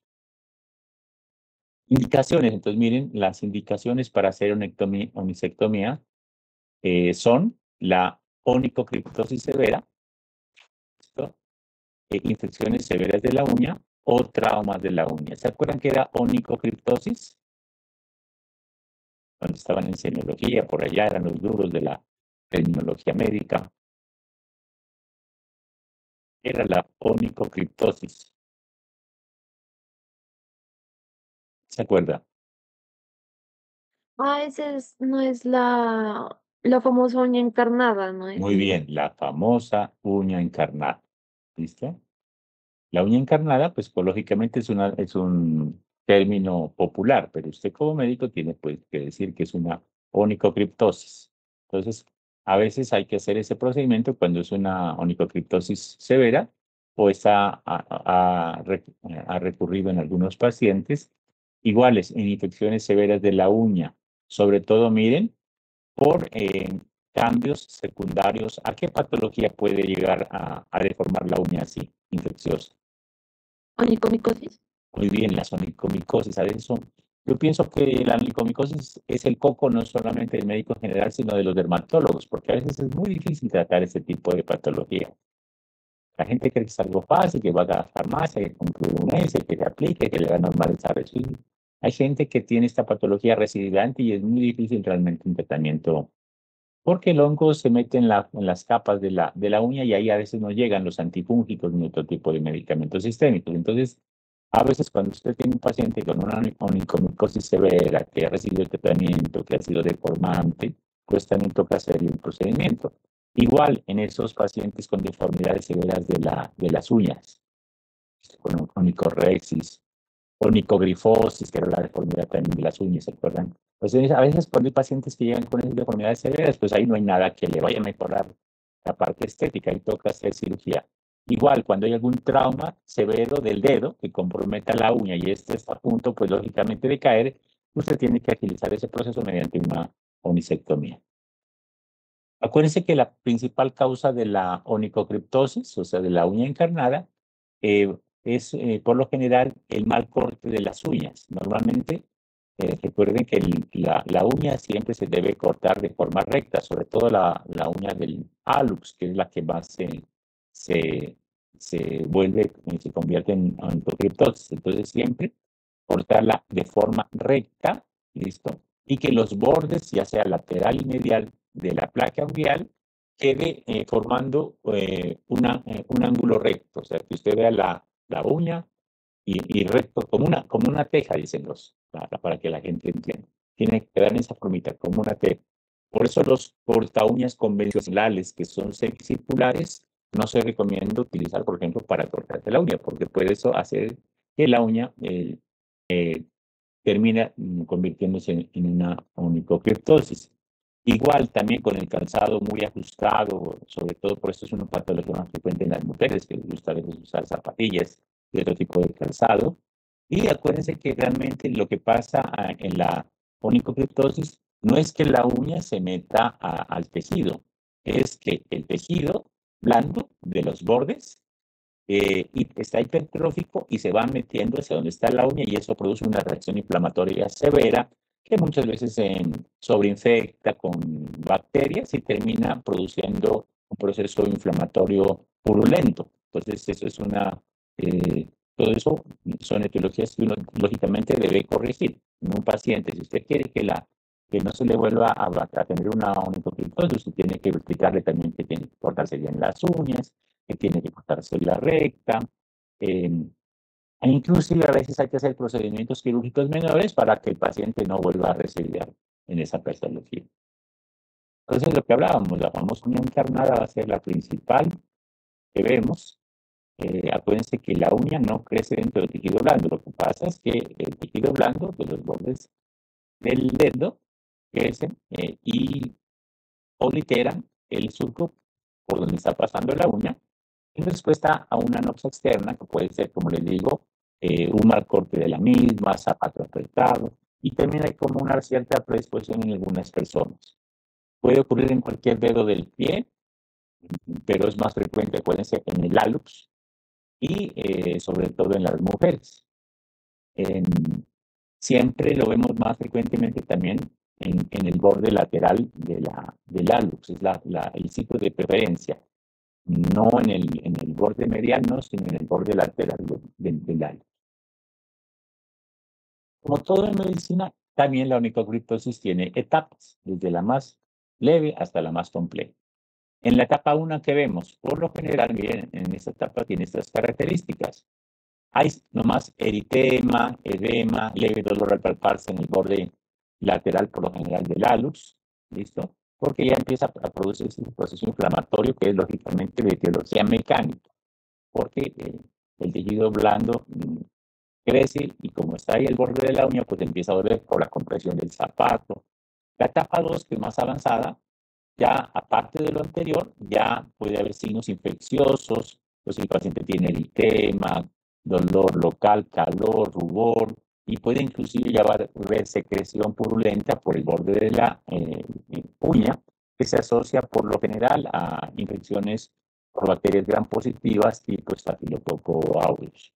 Y la etapa 3, cuando el proceso ya ha avanzado mucho, lógicamente se ve que se forma un granuloma a cuerpo extraño por la hipertrofia tan marcada que se da en el borde lateral de la uña y lógicamente pues es el grado más complejo de la patología. El manejo de la onicocriptosis, miren, pues muchos onicocriptosis leves tipo 1 y a veces algunas 2 van a mejorar con algo muy simple como es el uso de baños calientes, antibióticos orales, ya sea cefalexina, diclofacilina, y uso de zapato ancho, que muchas veces, como les digo, es curativa en las etapas iniciales.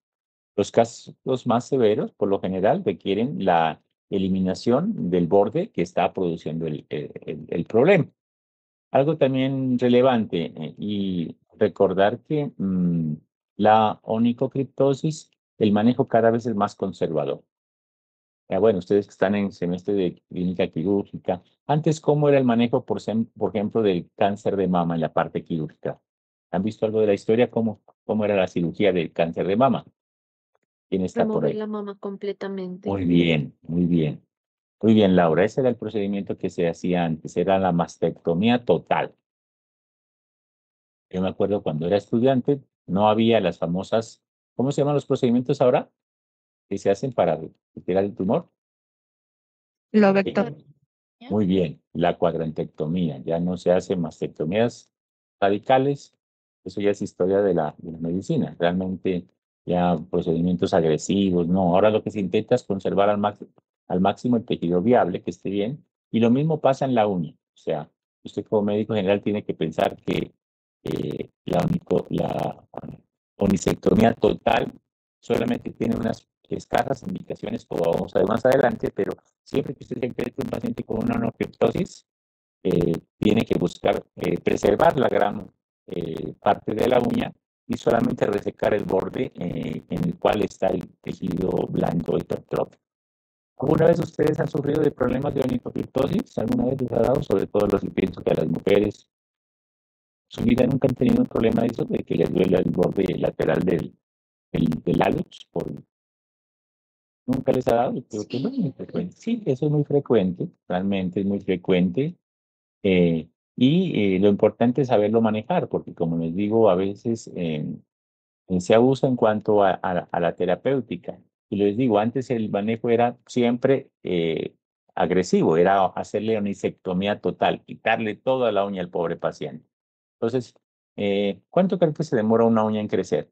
Más o menos. Desde que si usted saca la uña del hálux, ¿cuánto se le demora en crecer esa uña? ¿Cuánto le pone?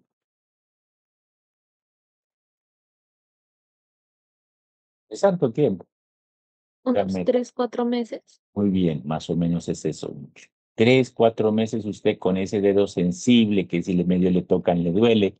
Pues por eso miren, realmente las onisectomías totales ya es algo exótico, que realmente la única indicación sería el trauma severo de la uña, que pues ya no hay, está ya casi, usted ve el paciente que ya con la uña casi despegada, pues terminarla de extraer. O a veces en esos casos de onicomicosis severo, con onicoglifosis o deformidades severas de las uñas, que realmente sería la única indicación, porque en el caso de la onicriptosis solamente es la resección del borde lateral. Entonces, acuérdense, los casos más severos, etapa 3, eliminación parcial de las uñas. ¿Listo? No total. ¿Listo? La total, como les decía, deformidades severas, sobre todo la onicomicosis refractaria a los tratamientos convencionales, pues a veces terminan siendo resecadas de forma completa. Aquí vemos ejemplos, miren, por ejemplo, de onicomicosis que cambia la tonalidad y el color normal de la placa ungueal, a pesar de medicamentos, a pesar de tratamientos, y es lo que uno más ve por lo general. ¿Listo?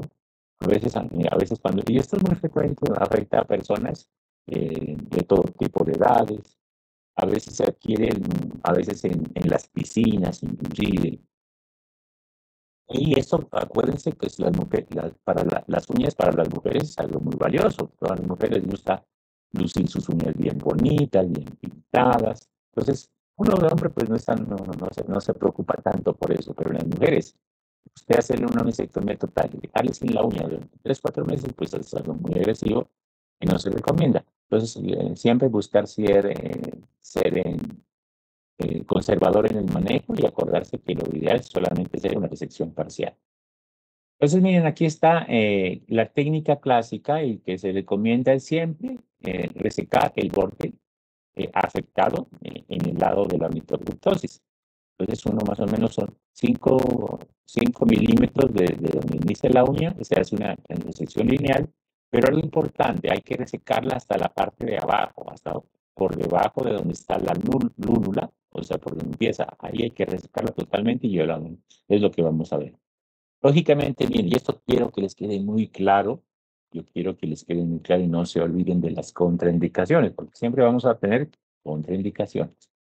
Miren, cuando les llegue un paciente con una onicocriptosis, que les llegue un paciente diabético con una onicomicosis severa, con una uña deforme, no le hagan ustedes el procedimiento. Ahora les digo por qué. Paciente con una enfermedad arterial periférica, pacientes con inmunosuprimidos, con VH sin tratamiento adecuado, con manejo con quimioterapia por alguna patología neoplásico, no hagamos el procedimiento. ¿Por qué creen que hay que remitir esos pacientes? En este caso, remítanlo pues al dermatólogo. Es pues, la persona como más idónea para hacer eso. ¿Por qué no lo hacemos nosotros como médicos generales? Riesgo de más formado de pie diabético.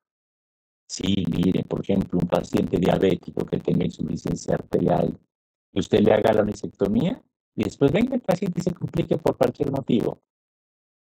Se le infecta después por la mala circulación. Y ellos no sanan bien, pues. Claro, Entonces, hay la cicatrización retardada en estos pacientes. Entonces, yo les recomiendo que pacientes diabéticos, no dígale que es un riesgo, que es muy complejo y remita a los dermatólogos. No asuma usted esa responsabilidad. Alguna vez yo siempre cuento las historias para que ustedes no lo saben. Yo tenía un compañero muy hábil para procedimientos menores que trabajaba conmigo. Y el libro es un viejito con una onicordicosis, una uña severamente deformada, gruesa, como lo que llaman las uñas en garra, muy deforme, y era diabético. Y él le hizo la onicectomía total y después volvió el paciente a la semana que le dolía mucho, que le estaba doliendo, y se le infectó, secreción purulenta, le mandó antibióticos, ahora no mejoró, luego se lo hospitalizó, el paciente seguía y fue avanzando el proceso infeccioso y ese paciente era un diabético que todo el procedimiento le desencadenó pues que se complique todo y luego terminó el paciente, inclusive aquí en Pasto, le hicieron un Doppler, una arteriografía, tenía compromiso arterial y terminó amputado. Y el paciente le echaba la culpa al médico general que le hizo la onicectomía. Entonces, a veces, como les digo, uno sobre todo uno como médico general, siempre tiene que buscar no dar papaya, de no hacer cosas que de pronto le pueden traer complicaciones médico-legales. Entonces, uno siempre hacer las cosas, lógico, porque uno la idea es que usted sea resolutivo como médico general, sobre todo aquellos que van a trabajar en municipios. Yo siempre digo y admiro a los médicos que trabajan en municipios, porque uno le toca a veces hacer de todo. Yo una etapa grande de mi vida, yo 5 años estuve trabajando en un municipio y yo hacía de todo, hacía muchos procedimientos, pero uno, como les digo, si uno ve que hay algo que posiblemente se le vaya a complicar, no lo haga, remita para que lo haga el especialista. Si a él se le complica, pues es otra cosa, pero si de pronto a usted se le complica como médico general, después van a venir a decirle, doctor, ¿por qué usted no me remitió? Entonces, por eso es mejor evitar todo tipo de situaciones que pueden llevar a complicación. La técnica básicamente usted lo puede hacer, vamos a ver el paso a paso más adelante, pero siempre, miren, lógicamente, hacer hemostasia con un buen torniquete. Aquí puede inclusive colocar algo muy fácil. ¿Qué podemos colocar aquí para hacer torniquete? Podemos hacer el torniquete este dedito. Déjenme dar una idea. Con un guante de látex. Muy bien, con un guante de látex. Es lo que utiliza. Entonces, pídase usted un guante estéril, córtale a ese guante el tercer dedo, que es el dedo más larguito, lo corta desde donde inicia el dedito y le pone alrededor del labio, lo tensiona y con otra pinza, mire, lo cierra. Entonces va a quedar el campo exangüe para que usted pueda hacer el procedimiento y el paciente no sangre. Aquí se ve el paso a paso, coger la lámina, algo muy importante. Entonces, miren, se hace la incisión, se la retira y ahora vamos a ver el paso a paso. Entonces, para ello, lo importante siempre, acuérdense entonces, los materiales que vamos a necesitar. Entonces, siempre, bioseguridad, guantes estériles, lidocaína al 2%. Algo importante que hablábamos la otra vez, ¿con o sin epinefrina? Sí. Sin. ¿Qué opinan los demás? ¿Recuerdan que algo hablábamos en una clase? Usted dijo que lo de la epinefrina que causaba más necrosis era, pues, no era demostrado. Sí, es un mito de la medicina. Hay muchas cosas que uno dice, no lo haga nunca. Y realmente la cosa es chévere, porque leía un estudio de cirugía plástica, un estudio de unos cirujanos plásticos que pusieron a hacer esa investigación y se dieron cuenta que realmente, Si el paciente no tiene alteraciones circulatorias importantes, no hay ningún problema. Entonces, usted puede utilizar sin riesgos de que pueda terminar en una necrosis o alguna cosa. Entonces, lidocaína o bupivacaína. ¿Por qué es mejor la bupivacaína? ¿Por qué es mejor? ¿Recuerdan? Tengo lidocaína y tengo bupi. Mejor. Claro, muy bien, dura más, entonces el paciente más tiempo va a estar sin dolor. Entonces usted siempre tiene que pensar en el dolor, porque eso es un procedimiento doloroso. Entonces, si tiene bupivacaína, mucho mejor. Puedes utilizarlo a dosis adecuadas, gas, hidroclorurona con glicilina. Algo también, un ungüento antibiótico, miren, que puede ser ácido fucídico o sulfadiazina de plata. La sulfadiazina de plata es un medicamento esencial, en todos los hospitales lo tenemos, es barato. ¿Para qué creen que le colocamos esto? El antibiótico en ungüento. ¿Para qué lo vamos a usar? Es importante tenerlo. ¿Para qué creen? Bueno, algunos dirán, sí, para evitar las sobreinfecte por cuenta, sí puede ser, pero ¿cuál es la razón más importante? Utilizar un ungüento antibiótico.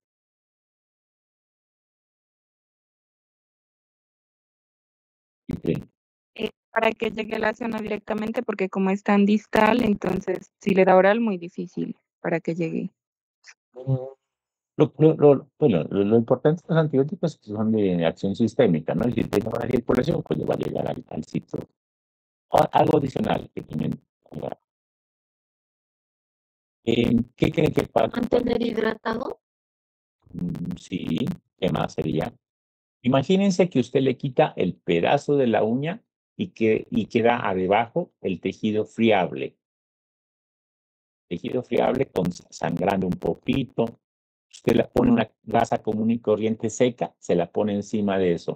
Para que cuando se retire la gasa no haya daño del tejido abajo, Claro, y porque no se le pega. duela, sobre todo, exacto, miren, esa vaina que usted se le pegue en un tejido friable, una gasa. Acuérdense que en el momento está sangrando el paciente, pero usted le pone la gasita para el sangrado y eso se vuelve un pegote, que después cuando usted le vaya a hacer la curación o el paciente vaya, al intentar retirarle eso, le va a doler muchísimo porque es el tejido friable. Entonces, el ungüento antibiótico, aparte de lo que ustedes han referido, muy bien, para que se infecte, que pues pensando en eso, protege, miren, para que la gasa salga fácilmente, porque el ungüento evita que se pegue la gasa. Entonces es algo que uno no tiene que olvidarse de utilizar.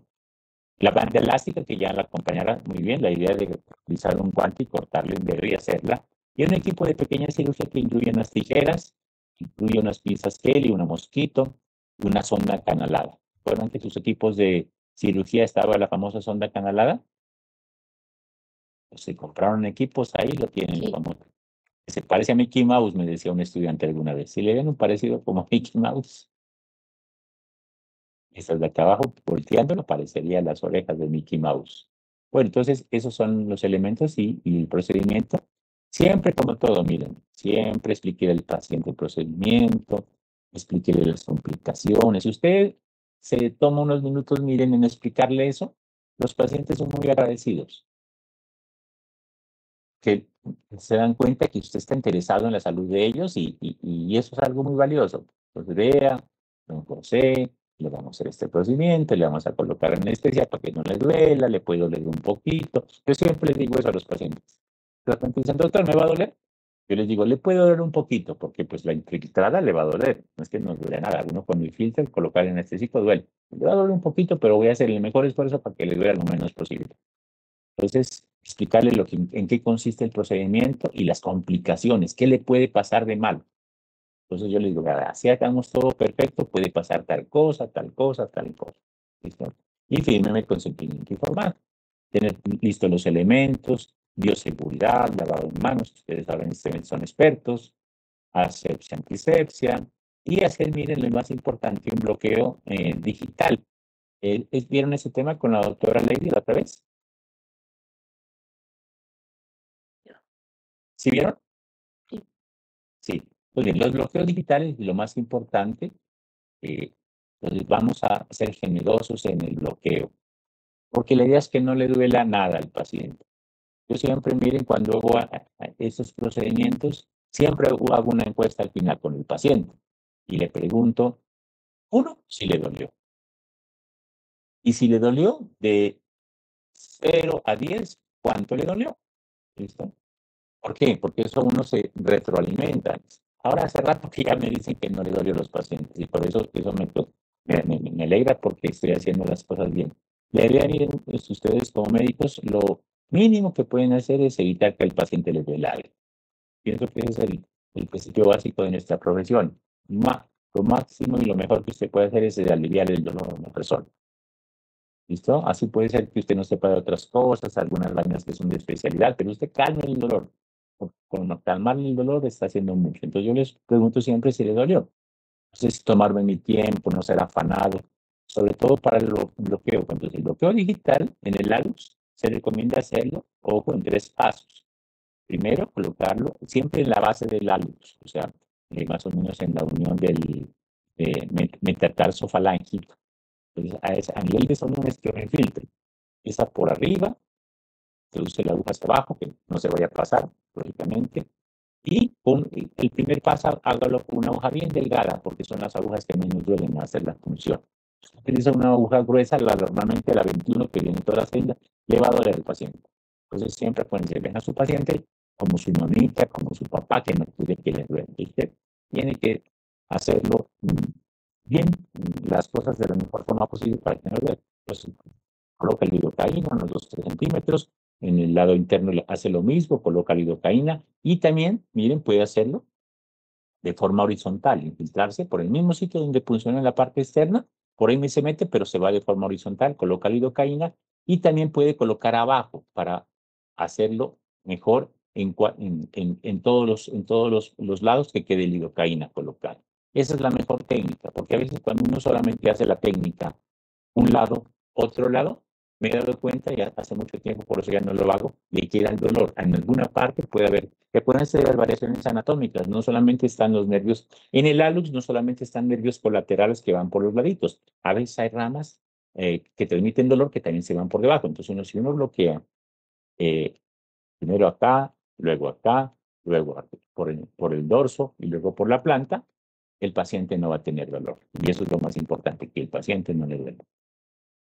Aquí se ve, entonces miren, se está colocando una gasita para proteger los vasos y usted aquí también le puede colocar. Entonces, primero, acuérdense, primero infiltro muy bien el dedito y luego pongo el torniquete. ¿Listo? No lo hagan lo contrario, primero no. Pues primero usted hace la infiltración y luego coloca el torniquete. Aquí se ve, miren, yo creo que ven esta imagen que me parece muy buena de cómo hacer el bloqueo del dedo. Bueno, entonces, los pasos los puede hacer lógicamente en el orden que usted considera, pero no olvidarse, miren, de hacerlo siempre por la parte lateral, medial, por encima y por debajo. Esa es la anestesia más buena que puede usted darle a un paciente con él. Perdón, voy a cambiar. Bien. Entonces, algo importante con respecto al procedimiento es que usted lo haga con mucha técnica para evitar el dolor en el paciente. Y otra cosa también, ojo, espere que actúe el analgésico, el anestésico local, perdón, espere que actúe. A veces uno es muy afanado como médico, quiere que colocó ya inmediatamente actúe. No, espere. ¿Cuánto es que es el periodo de latencia de la lidocaína? ¿Se acuerdan? Todos los medicamentos tienen que tener un periodo de latencia, que es desde que usted lo administra que empieza la acción terapéutica. ¿Cuánto era? ¿Como 3 minutos? Bueno, 3 minutos. Como 3 minutos. Bueno, entonces miren, unos libros dicen eso, pero yo siempre digo, es mejor esperar más. Porque si es lidocaína, el efecto le va a durar 1 o 2 horas al paciente, pero espere que anestesien muy bien. Entonces ¿qué hago? Siempre espero mínimo 5 a 10 minutitos, que se pasan rapidísimo mientras usted se pone a conversar con la enfermera, a contarle que cómo ha estado, que a preguntarle que cómo va, a preguntarle al paciente algunas cosas, y eso los tranquiliza a los pacientes. ¿Usted qué hace? Cuéntenos a qué se dedica. Esperemos que le actúen en el anestésico que le coloqué. El paciente se concentra en otras cosas, ¿listo? Y acuérdense que usted, el paciente le va a hacer un procedimiento, el paciente está esperando que le duele algo. Entonces usted se pone a charlar, le conversa, el paciente como que se distrae, ¿no? Y el cerebro en su infinita eh, eh, infinita acción puede hacer que el paciente se vaya olvidando de esa sensación dolorosa. Entonces, eso es una recomendación. Espérese 5 a 10 minutitos.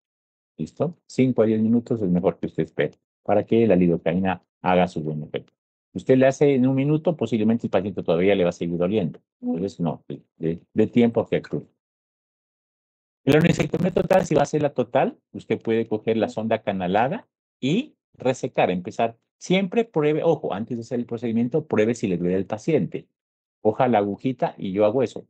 Le punciono en los sitios donde voy a hacer en la parte medial y punciono en la parte lateral. ¿Listo? Primero punciono y después le pregunto al paciente, ¿le dolió algo? Le dolió, porque acuérdense que el paciente va a sentir que lo toque. Y eso también es importante que usted le diga. Usted va a sentir que le estoy tocando el dedito, pero no le va a doler. ¿Listo? Entonces, porque la gente cree que como siente que lo tocan, dice, uy, ve, no me he cogido la anestesia porque todavía siento. No, acuérdense, el paciente sí va a sentir que lo toque, pero no, la idea es que no le duela. Entonces, ¿cómo lo comprueba? Con unos pequeños punción con la aguja en la parte media y lateral. Y miren, aquí en vez del elevador septal, ¿qué hacemos? La sonda canalada. Con la sonda canalada la introducimos, despegamos el borde de la uña y los bordes laterales, la cutícula la retiramos muy bien y la uña sale sin problema. ¿Listo? Entonces ahí se ve, miren cómo se está haciendo el procedimiento, la pinza hemostática. Siempre acuérdense de colocarle hacer hemostasia, porque si no, a veces sangra. Entonces, mejor para que no sangre, téngale usted listo ahí previamente. Aquí se ve, miren, como algo importante en los bordes, a veces uno tiene que con la misma sonda canalada nos puede servir para un poquito, sobre todo cuando es una onicocriptosis grado 3, que hay granuloma, se forma un granuloma, un tejido de reacción al proceso inflamatorio, entonces usted lo puede resecar el granuloma, limpiar muy bien, raspar esa partecita para que la piel cicatrice y el lecho lo haga de la mejor forma posible. En la parcial, como les digo, ahí utilizamos las tijeras, pero se hace lo mismo. Se quita el borde de la uña, acuérdense, desde la parte distal hacia la parte proximal y hasta abajo, hasta donde se origina la uña. Luego se quita el torniquete, se limpia muy bien, se retira el exceso de povidona, o de clorexidina, y se coloca el antibiótico tópico, llámese ácido fusídico, puede utilizar usted también sulfadiacina de plata, puede usted usar nitrofurazona, que es el furacil que también tenemos a veces en hospitales, y le pone encima una gasa, le deja muy bien acomodado. A veces en ese procedimiento, inclusive a veces nos ayuda a las auxiliares de enfermería, que son mucho más hábiles para hacer curación. Y las recomendaciones que usted le va a dar al paciente. Siempre, miren, limpieza diaria y cambio de vendaje. Entonces, dice, vea, hoy hicimos el procedimiento, pasado mañana, venga que hagan la primera curación. Por hora espera más de 24 horitas para hacer el procedimiento. Siempre en cada curación le aplica el antibiótico para que, uno, evitar disminuir el riesgo de infecciones y dos, que no se le pegue y no le duela después. Siempre ordenen analgésicos. Siempre analgésicos pueden ser antiinflamatorios no esteroideos, más tramador. Depende, yo siempre le pregunto a los pacientes, ¿y usted qué tal es para el dolor? No, cualquier cosita no me duele mucho. Entonces, acuérdense que el umbral del dolor varía de cada persona. Pero miren también, aparte de, es una recomendación, ¿verdad? Muy relevante, es que usted le diga al paciente, ojo, vayas a su casa, se va a acostar y pone el pie en alto con unos 2 cojines, que le quede el pie levantado. ¿Por qué? Porque con eso mejora el retorno venoso, le desinflama más rápido y sobre todo le duele menos. Eso es algo igual cuando ustedes también, lo que les decía en ortopedia, cuando hay alguna lesión de alguna extremidad, el manejo también posterior para mejorar el dolor es extremidad elevada, por encima del nivel del corazón, ya sea la extremidad inferior o la extremidad superior. Si hay indicación de ordenar antibióticos, ahora vamos a ver un poquito de esa temática. Los antibióticos, miren, ¿a quiénes los ordenamos? En eso también siempre va a haber discusión entre diferentes grupos. Yo conozco médicos que siempre ordenan antibióticos de forma profiláctica, ni tan profiláctica porque supone que las dosis profilácticas son dosis, una o dos dosis. Pero hay gente que formula dependiendo de cómo haya encontrado usted el paciente. Si fue por una onicocriptosis y que hay proceso infeccioso aunado, pues lógicamente usted tiene que darle su tratamiento con antibióticos. Pero si es un paciente sano, sin comorbilidades, sin ninguna patología, realmente los estudios han mostrado que no es necesario darle antibióticos, porque usted hizo todo lo bien hecho con asepsia, antisepsia, no es necesaria una dosis adicional. Lo que sí es relevante es dar una incapacidad médica. Acuérdense, eso duele y es muy incapacitante. Entonces, siquiera mínimo unos 3, 4 días, dependiendo del trabajo. Si yo trabajo en un escritorio sentadito, pues no hay problema, 3, 4 días. Pero si usted es un obrero que tiene que subir por una escalera, pregunte por eso también la parte laboral, porque acuérdense que usted es el que genera la incapacidad. ¿Qué antibiótico le ordenamos? Antibiótico le ordenamos, a ver. Está por aquí. Está por aquí. Elian, ¿estás por aquí? Elian. Hola, Elian, ¿cómo estás? No. ¿Qué antibiótico le ordenarías si tú ves que había evidencia de una infección previa y por seguridad? ¿Qué le formularías? Podríamos dar El metropin sí, podría ser una opción. Sí, puede ser. ¿Qué dosis le darías?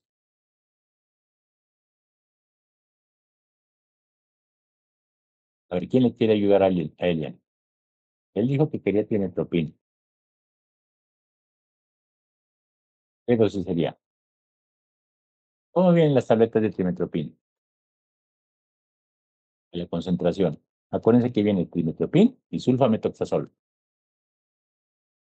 Y 250 creo que viene. Vienen dos componentes, como son dos antibióticos, acuérdense, trimetoprim, sulfamethoxazol son dos antibióticos que son agonistas entre ellos, actúan en diferente paso del metabolismo de donde ellos actúan, pero tiene que venir la concentración expresada en dos valores. ¿Sí se acuerda cómo viene el trimetoprim sulfa? ¿Tabletas de cuánto? Googleenlo, ahí, búsquenlo por ahí. ¿De cuánto viene el trimetoprim sulfa? Él me dice, ¿cómo viene el trimetoprim sulfa? Tabletas de 160 a 800. 160 miligramos de trimetoprim, 800 de sulfamethoxazol. Y la dosis, la vida media es más o menos cada 12 horas. Entonces da cada 12 horas. Usted le da una tableta de 160 a 800 cada 12 horas por 5 o 7 días. Esto dependiendo de cómo está. ¿Qué otro antibiótico? A ver, ¿alguien tiene otra opción? Pensando en cuáles son los microorganismos que más producirían aquí complicaciones infecciosas. Es que ya vieron interna, vieron infecto. ¿Auros? Muy bien, perfecto. Estafilococo aureus. Estreptococos pueden producir infecciones de la piel, sobre todo el estafilococo aureus. Entonces, ¿qué daríamos para evitar una infección por estafilococo aureus? Oral. La cefalexina. Muy bien, cefalexina, una cephalosporina de primera generación que todavía tiene muy buena sensibilidad el estafilococo en nuestro medio. ¿Cuánto le darías de esa cefalexina? ¿Qué dosis? 500 miligramos ¿Cada cada cuánto? 8 horas. Cada 6 a 8 horas. Cada 6 a 8 horas. Sí, cada Por 6. 7 a 10 días. Perfecto, entonces muy bien, entonces cefalexina es muy buena opción. Otra opción también de una penicilina que sea, que sirva para estafilococo. ¿Qué penicilina nos serviría? Ya poco se formula, pero es una opción que también existe. Y muchos todavía la formulan. ¿Alguien se acuerda? Penicilina antiestafilocóxica, oral. La dicloxacilina en cápsulas viene de 500 miligramos. Entonces también le puede dar 500 cada 6 horas, 5 a 7 días, dependiendo cómo esté el proceso. Si no, por lo general, como le digo, si había evidencia de infección, 5 a 7 días es suficiente. Bueno, muy bien, preguntas, dudas. Este es un tema corto, no es complejo. ¿Y si el Pero es paciente es importante. alérgico a la penicilina, doc? Muy bien. ¿Qué le daríamos? Muy buena pregunta de Iván. ¿Quién nos puede responder esa pregunta? ¿Cuál sería la opción? Pues puede ser que tuvieras un paciente y te sea alérgico a la penicilina. Y recuerden que hay pacientes que Linda, ¿Ah? ¿Cuál? la Perdón. clinda. Muy Linda. bien. Perfecto, muy bien. Entonces le puedes dar clindamicina 300 miligramos vía oral cada 6 horas. Entonces, acuérdense, si usted tiene un paciente que es alérgico a la penicilina y lo quiere cubrir contra un gram positivo tipo estafilococo, dele clindamicina, que es una buena opción. ¿Listo? También ahora se está volviendo a utilizar el trimethoprim-sul porque hartos años no lo usamos. Hartos años no lo usamos el trimethoprim-sul. ¿Por qué? Porque hizo mucha resistencia, pero ya han pasado unos 15 años de que ya se ha dejado de usarlo y ahora otra vez lo estamos volviendo a utilizar porque se ha visto que como ya no se dejó de utilizar durante tantos años, ahora tiene mayor espectro. Entonces, esa es la zona de recomendación. Bueno, preguntas, dudas, Doc, una pregunta. claro. Nosotros en ortopedia vimos a un paciente y le hicieron extracción total, ¿no? De la uña. Y él tenía una prótesis. O sea, uno como médico general, ¿en qué momentos puede ver si es necesario colocarle una uñita ahí encima o cómo? ¿O no en todos los casos? O sea, tú dices que le colocaron una lámina después de la onicectomía. Sí, una lámina como simulando ser la uña. Sí, a veces, mire, se pone eso para abrir el espacio. Y muchos dermatólogos hacen esa técnica. Inclusive es una lámina como esas que se utiliza, como una lámina de vinilo que se utilizaba antes para las radiografías, que venían en ese material, que la colocan ahí para dejar el espacio, para que no se deforme el lecho unguial. Pero realmente uno como cuando se hace onicectomía total, muchas veces esa práctica no está muy bien definida. Yo sí he visto muchos dermatólogos que lo utilizan, pero uno por lo general, el procedimiento, ellos buscan es que la uña salga, por decir algo, por su mismo sitio y no quede ninguna deformidad recurrente. Y eso se puede hacer así. Algo también que miren, cuando, sobre todo lo que uno hace, sobre todo cuando lo hace total, la pones es para, sobre todo para onicomicosis que no han mejorado con manejo médico. A veces inclusive se puede después del procedimiento empezar a colocar de la onicectomía total, empezarle a colocar al paciente que todos los días se coloque terbinafina o clotrimazol tópico. Y eso se ha visto que el paciente evita que recidiva el hongo, porque eso es bien frecuente. Como les digo, tratar onicomicosis es bien complejo, sobre todo cuando son avanzados o han llevado mucho tiempo ya sin manejo o manejos parciales, entonces se puede utilizar los ungüentos de antimicóticos tópicos con muy buenos resultados. Y lo que dice la compañera es cierto, hay veces hay dermatólogos que le dejan una lámina de acrílico o de vinilo ahí para que la uña salga de la mejor forma posible. Y otra cosa también, a veces hay técnicas, mira, hay técnicas de técnicas. A veces cuando usted, sobre todo en pacientes obesos, ¿cómo son los deditos del pie de un paciente obeso? ¿Cómo creen que son los bordes de un diario? Laura, ¿qué opinas? ¿Cómo serán esos bordes? Pues son, pues en sí como gorditos, van como Muy bien, sí. alrededor de la uña, Sí, como que entonces se, bien. Y esos son los pacientes ajá. que más hacen onicocriptosis, los pacientes obesos con sobrepeso, gorditos. ¿Por qué? Porque el tejido va creciendo y se va metiendo hacia la uña. Entonces, en esos pacientes hay una técnica inclusive que usted le hace la onicectomía parcial, pero le recorta un pedacito de piel del lado donde se ve. Entonces usted coge, le hace una incisión en el borde del dedito, en el borde lateral de donde se encarnó la supuesta uña, y le hace una incisión elíptica. ¿Listo? Una incisión elíptica a lo largo de la uña y le reseca un borde más o menos de 3, 4 milímetros de piel. Como sacar una rebanada de un pastel, mejor dicho. Se le corta esa parte, ¿listo? Y luego le coge puntos. Entonces, ¿qué pasa? Al recortarle ese pedazo de piel, el labio hipertrófico que tenía, el borde hipertrófico, se baja. Entonces, la piel baja de los lados para que la uña ya no, el tejido blando ya no se vuelva a meter hacia la uña. Entonces, eso a veces son procedimientos técnicos que uno puede utilizar para evitar recurrencia de la onicocriptosis, porque eso se puede ver con mucha frecuencia. A veces el paciente le hicieron el procedimiento y al tiempo otra vez el dolor. Y a pesar de seguir la recomendación, entonces acuérdense, siempre explicarle que tiene que cortarse la uña recta, que compre un corta uñas recto. ¿Listo? Mucha gente no sabe que existen corta uñas rectos. Son más escasos, lógicamente, porque todos los corta uñas, por lo general, cortan la uña de forma semicircular, ¿sí o no?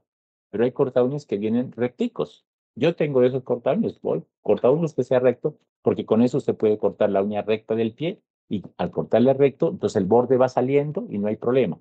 Hay gente que es bien, y eso son las que también cuando usted se corta mal la uña, se corta el borde lateral de forma circular, entonces ahí es que empieza a veces a crecer la uña y el tejido blando va sufriendo el proceso al salir la uña, se va el tejido adentrando hacia la uña y hace que le duele y que se inflame y lógicamente luego que se infecte. Entonces por eso esas recomendaciones del corte, del uso del calzado flojo, son más importantes que muchas otras cosas para evitar que el paciente reciba. No sé si hay alguna otra pregunta. Creo que llegamos al final de la actividad de hoy. ¿Cómo van en su trabajo para mejorar la nota del parcial? ¿Cómo van? Bien. ¿Supuesto? ¿Bien? ¿Será que Bien, acaban Doc. para el otro? ¿Será que acaban para el próximo sábado o quieren que les demos plazo hasta más? Otro ¿Qué poquito quieren? Ay, le agradeceríamos más, un Doc, poquito. porfa. Sí, bueno, Muchas entonces, gracias.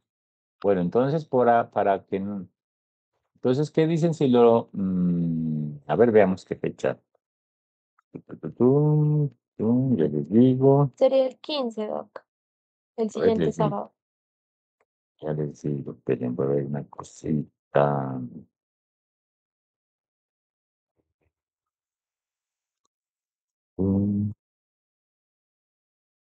Listo. Entonces lo recibimos el 15 de noviembre. El próximo sábado tienen una práctica con la doctora Lady. Listo. Entonces yo con ustedes estoy el 15 y ese día aprovechamos para recibir los trabajos y ojo, socializar las notas del examen porque no lo hemos hecho hasta ahora y revisar las notas. ¿Listo? Pues aprovechamos para hacer Doc, eso.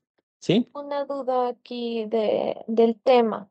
¿Hay alguna complicación tanto pues en cuanto al paciente o también en cuanto al procedimiento con esos como tratamientos pues coloquiales que se hacen? Porque yo he visto que se ponen como un hilo rojo debajo de la uña, que se hierven el dedo o lo ponen en agua hervida. ¿Alguna complicación acerca de esto, Doc? Pues verán, hay muchas cosas como siempre uno mira que son cuestiones culturales, que le dijo la abuelita, que la tía es buenísimo, que vea que eso con su tía con eso se mejoró. Hay cosas que pues no están descritas y yo siempre digo que si usted ve que son situaciones o son elementos que no van a tener nada perjudicial, lógicamente, pues yo siempre soy así, nunca, yo respeto mucho las cuestiones culturales y las creencias de la gente, pero cuando veo que algo puede afectarlo, pues no lo recomiendo. Ejemplo, meterlo en agua hirviendo, pues no pienso que sea una buena, porque se puede quemar, el tejido se lesiona, la cicatrización se afecta, se infecta más. Uno tiene que buscarle cosas de pronto a las acciones que hace la gente a veces pensando que se transmite muchas veces por el voz a voz, que alguien le comentó que eso era buenísimo, aplicarse también cosas raras que uno ha visto, ¿no? Que a la gente le gusta aplicarse que una matica, que se ponga ahí, póngase una cebollita ahí, verá que eso es mejor. Hay cosas que realmente, si usted ve que realmente no tiene una lógica o tiene más riesgo de complicaciones infecciosas o algo así, pues no lo recomiendo. Pero si usted ve que no tiene problema, yo siempre respeto esas creencias.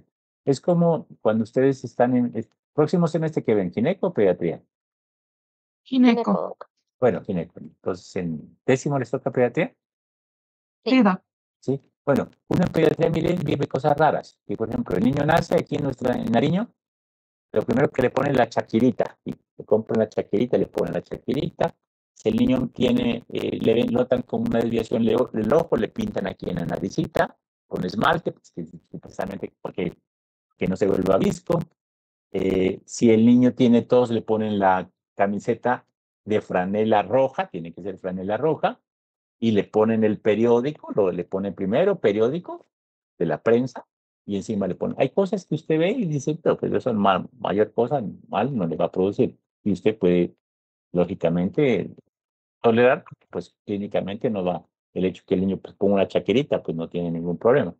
Pero hay cosas que sí uno se da cuenta que pueden ser nocivas para la salud, no recomendarlas. Ejemplo, cortarse y echarse café, cortarse y echarse alguna planta, que las plantas no hay ninguna planta que sea estéril, todas las plantas tienen contaminación de tierra, de insectos, a veces inclusive de excrementos de animales, entonces eso pues hay cosas que uno no puede recomendar. Pero eso tú ves, Laura, que pues hay cosas que lo hacen y que no tienen ningún problema, no puede, yo siempre soy, como le digo, muy respetuoso con las culturas de las personas y es algo que no tiene que a veces, si no hay ninguna, usted no analiza que hay algo negativo desde la parte médica, pues bienvenido sea. ¿Listo? Y a veces la gente cree que eso es más valioso que a veces que las recomendaciones médicas. Por eso es importante hablar con los pacientes y explicarlo. Entonces nos vemos, muchachos, muchas gracias por su atención hoy. Bueno, gracias.